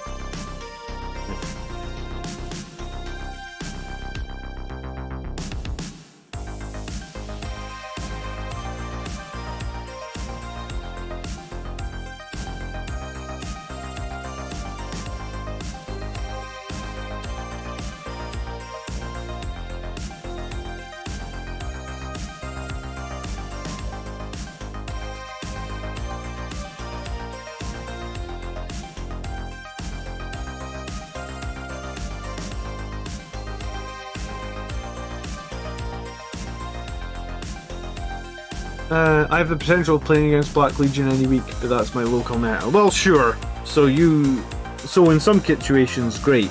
That's Black Legion strat is really useful, but for a lot of people, I feel like I see Black Legion, like I said, once every 6 months. So I'd rather they just change it to be like a strat, and maybe if it's a really powerful strat, because let's face it, the Black Legion strat is actually really powerful because all hits and wounds. I wouldn't have a problem with them doing that on a specific unit, you know, like Stand Guard can reroll hits and wounds for a turn for 2 CP or something. Like, it doesn't have to be like chapter wide or anything. I feel like I would love to see a little bit, because we don't have that many, or in fact we've got like no strats that will just increase our damage output, right? In fact, the only power that we have in the entire game that like could increase the damage output of a unit beyond like, I mean, I guess beyond like Chapter Master rerolls and stuff is Unleash Rage. And like a lot of people don't want to run a Psyker, so if you don't want to run a Psyker, then you've got no way of ever buffing a unit up beyond a certain point. And I guess I would like to see that. That's my main thing, I think. I guess there's a whole heap to talk about in terms of like what's happening with the rumors of 10th edition and all that, and I don't know where I stand on it because like we've just been waiting a long time. We've been told a bunch of times that there's a 2.0 Space Marine Codex, but like we've never been told officially. You know, we've been told on like a bunch of rumor videos that that's coming. People have posted it on Reddit that that's coming. So until we actually know something concrete, it's hard for me to actually kind of get excited, I guess.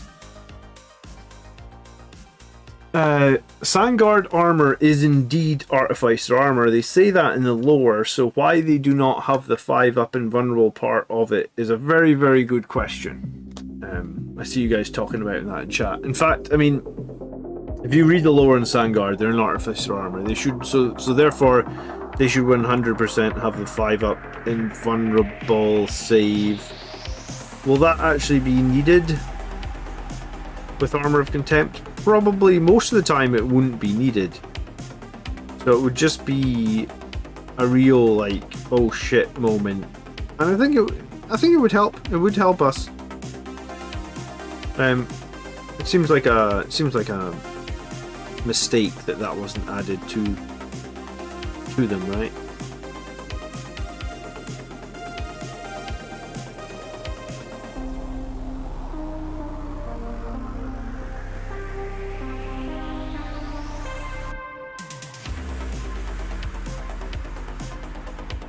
With the Primaris Death Company, you also don't even get the Salt Intercessor sprue, you get regular Intercessors, and they come with bolt rifles instead of bolt pistols and chainsword. Yeah, I mean that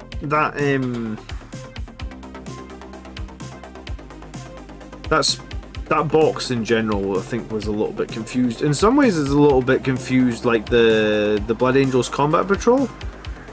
Because like a lot of people have said for a while, like buy the Dark Angels Combat Patrol, right? Like it's better for Blood Angels than the Blood Angels one.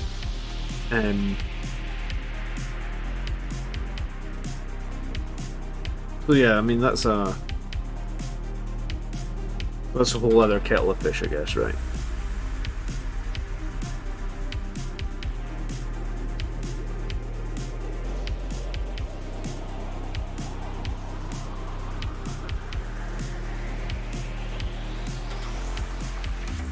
I'd really like to take the chapter Ancient Banner as a choice. Why GW stated we couldn't use it is stupid, no one takes it now. What was the chapter Ancient Banner? Was that the one that gave you plus... Because the banner used to let you reroll wounds rolls of 1. And then they changed it to make it... Yeah, it used to be reroll wound rolls of 1, and then they changed it so it was +1 to hit, and I think it was a lot stronger when it was reroll wound rolls of 1, especially when we had Red Thirst.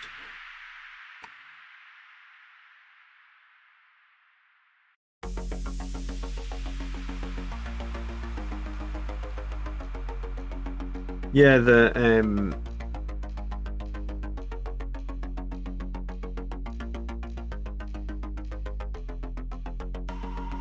Arrive from Deep Strike stratagems really I don't use them ever, really, now.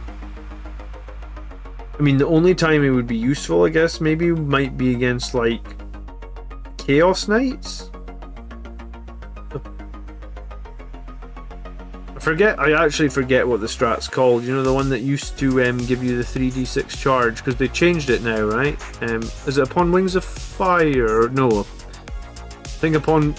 Oh, Descent of the Angels, that's the one. Yeah, Descent of the Angels used to be 3d6 charge, now it's you can ignore charge modifiers, which statistically is just way, way worse.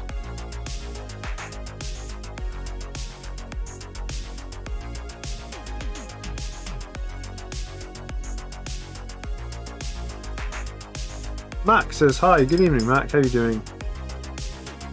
Is it me or do GW hate transports? No, I think they just hate Space Marine transports, Jaeger, because for some of the other armies, transports are legitly useful, right? Like Harlequin's transports are no joke at all.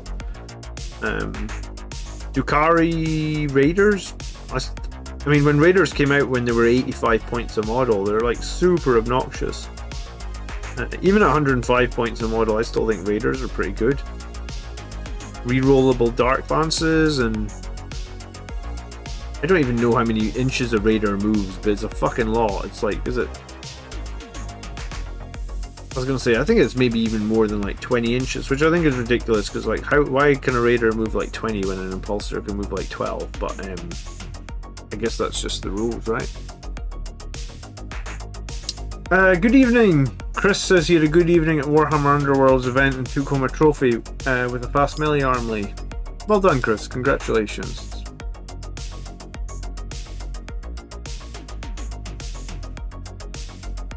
You love the red on the bottom of the boot, so I appreciate that, dude. I like to do all the boot rims with I always rim the boots in a different colour from the models. I don't know if it's worth the time or effort, but I do think it helps break the models away from the base a little bit. So I've done it on my whole army. It takes me ages. It's probably one of the reasons that it takes me so long to get models to tabletop standard.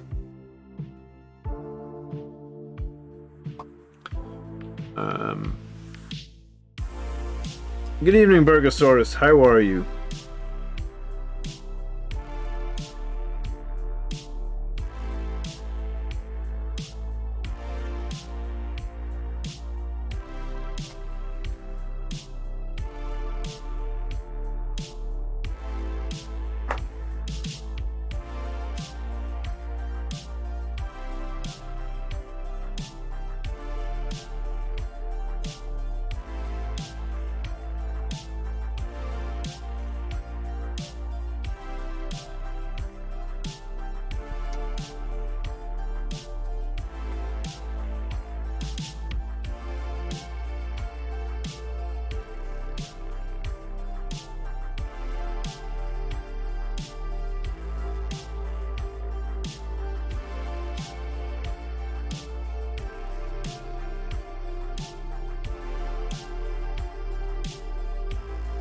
John, you've got to try a powerful 1 CP list sometime soon. I used a 1 CP list this week, and the built-in power was noticeable. What do you mean by a powerful 1 CP list? Sorry, Steve.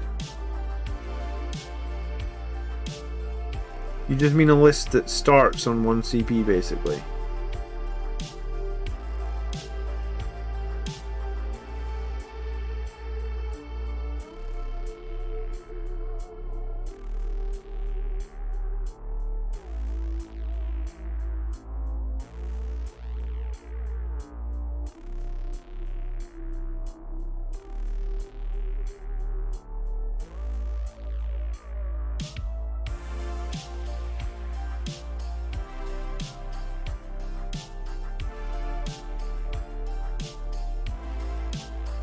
You can't have 2 company ancients on the field at once. Yeah, that's correct.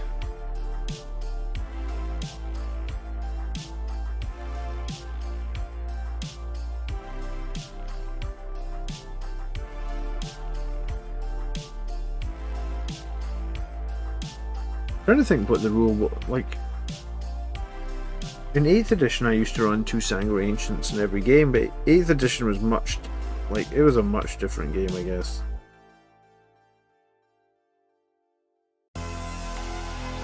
You sometimes forget the nuances of just like 1 edition back.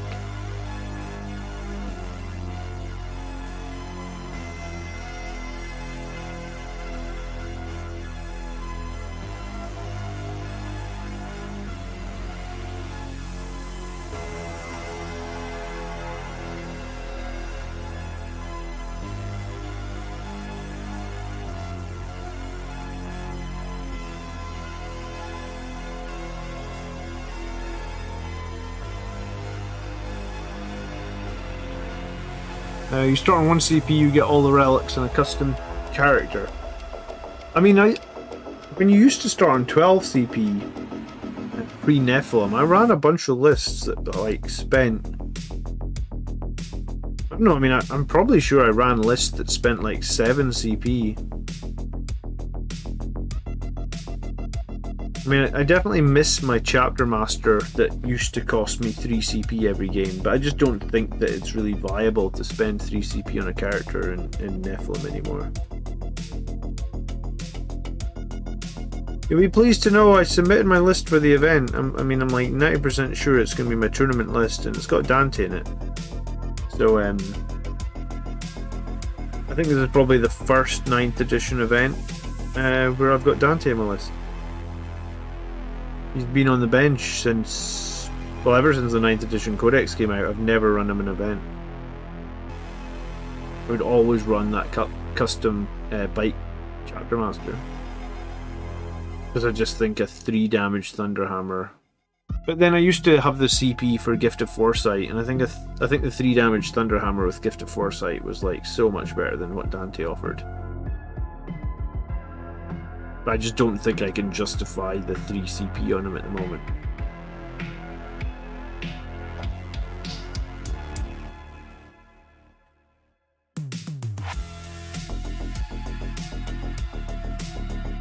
I'm taking off soon anyway, Mark. Thanks for hanging out tonight. This song reminds me of Cyberpunk. Yeah, we always listen to like synthy, cybery shit. I say shit, I don't mean like bad music, but yeah, I mean, this is always what I have on when I'm painting and hobbying.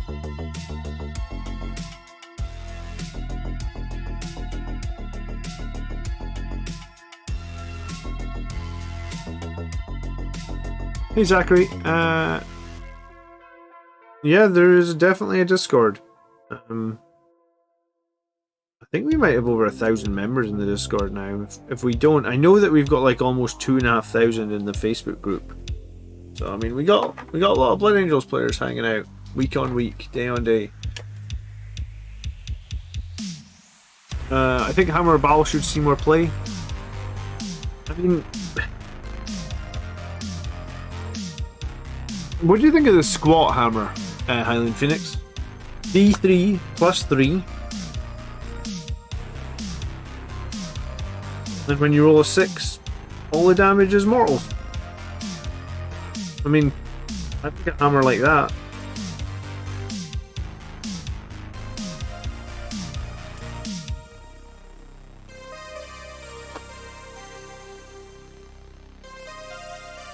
Junior, about a year ago when I looked at Junior's list, he was running Eradicators. I think I've got his SoCal list. I just didn't cover it because he didn't win.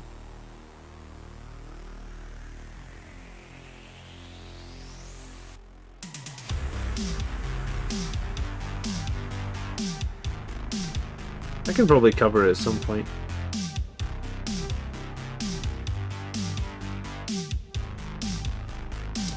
Fuck! Fuck! Ah, the arm broke off. Mother... fucker. Oh, and it's old metal arm as well. Don't drop your models, guys. You heard it here first. Bollocks.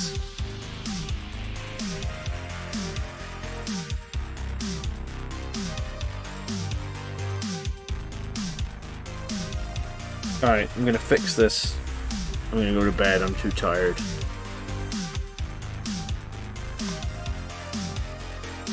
Rip Death Company, F's in chat, indeed. Oh, that's annoying.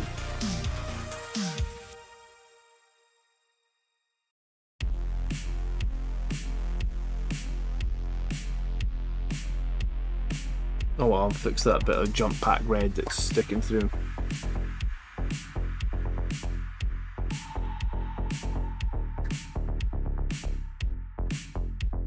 Haven't messed around with any resin kits. No, but I think I might get some of those resin kits at some point because I really like the look of the Dawnbreakers, and also the ones that have double Volcons. I think they are the Angel's Tears. I think they look cool as shit. Don't know how well this black paint is going to stick to this old metal with no primer now. Probably not going to stick at all.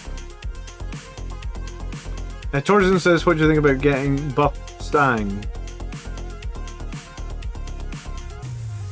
I don't think we'll get Sanguinius back if that's what you're asking. Might we get a big character that could be like our new chapter master? Maybe. Could I be on board with that? Sure. I'd love some sort of new chapter master. I think Dante's fine. I just don't think he's overly strong. And I also dislike the because I don't play Dante, I don't often use Fight on Death. But it came up in the battle against the squats that if Dante is charged and killed by mortal wounds on the charge, then he can't fight on death. And I was like, oh, that's horrific. So like the squats champion has something where like on the charge on a 4-up he can just do some mortal wounds or something. I think it's just D3 mortal wounds. So being basically, I guess, having Dante die before the fight phase begins and then not being able to angel sacrifice is, well, it hurts a lot, I guess. I did read the rule like 3 times to check that is the intended interaction, but I believe it is. So if you get killed before the fight phase actually starts, you're not able to angel sacrifice. You never screen Dante. It frustrates me so much. I mean, it's funny that you say that because I always talk about playing slow, right? But then my Dante always ends up front trying to kill stuff. I mean, usually in the games that I play on stream, though, it's like if that happens, then it's because I feel I need him to be out there fighting. I'm not doing it to get him killed. It's because I need my characters to do work for me, I guess. Alright, hopefully that won't look too bad. I do love. Did you see how quick that resin? That if you're ever wondering what super glue to buy, this stuff is amazing. Sticks in like 5 seconds flat.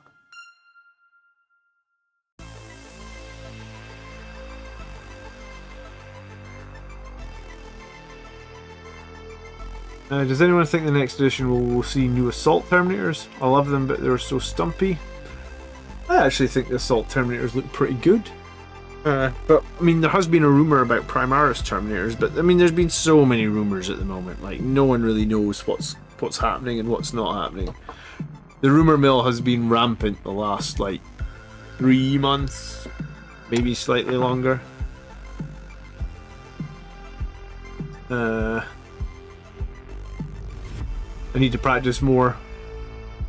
I mean, when he charged me with everything he had in the squats game, I kind of felt like I had to YOLO into him to try and do maximum damage. The thing was, in that squats game as well, you gotta remember, I'd never played squats before.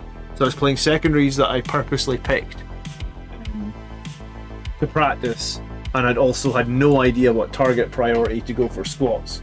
So like, I actually think in a rematch, if that was the exact same game, and I forgot, or did I forget, or I didn't know? I didn't really know that his champion was -1 damage, right? Like the Enhun champion, I forget. Do you know the character I'm talking about? Let me pull it up, show you. So they got Votan on they do.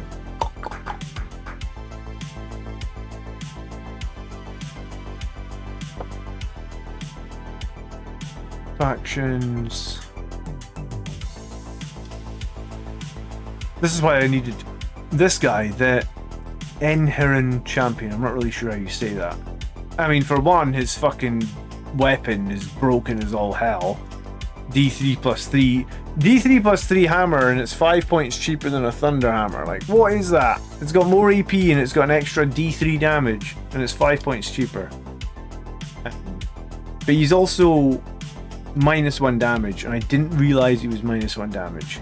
If I'd known he was -1 damage, Dante and the Sangard and all that would have probably piled into the big blob of 10 Obsec guys and killed all of them, and then it would have meant that this guy wouldn't have mopped up all my Sanguinary Guard in turn 1. And yeah, that's precisely why I needed to play Votann before I go to an event and play them for the first time. So yeah.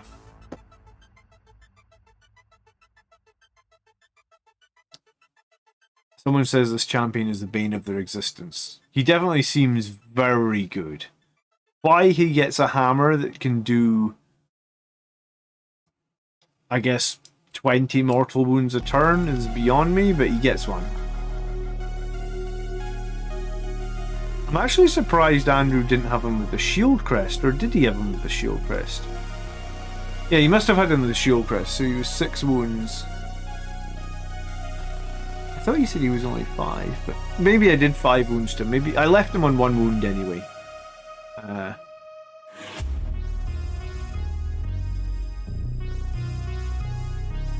Oh, and he didn't even tell me about this. Fucking A. I definitely didn't roll -1 to my wound roll against him. He missed that. So yeah, I mean, in another game, I wouldn't have charged this guy with the Sanguinary Guard. They would have gone into the squad, and hence Dante could probably have been protected. But I thought 5 Sanguinary Guard would kill a 5 wound squat character. I really did. You live and you learn, though, right? Alright. Always question Andrew. I mean, that benefited me that he forgot about that, but still. Alright, I'm taking off for the night, guys. Thanks for hanging out.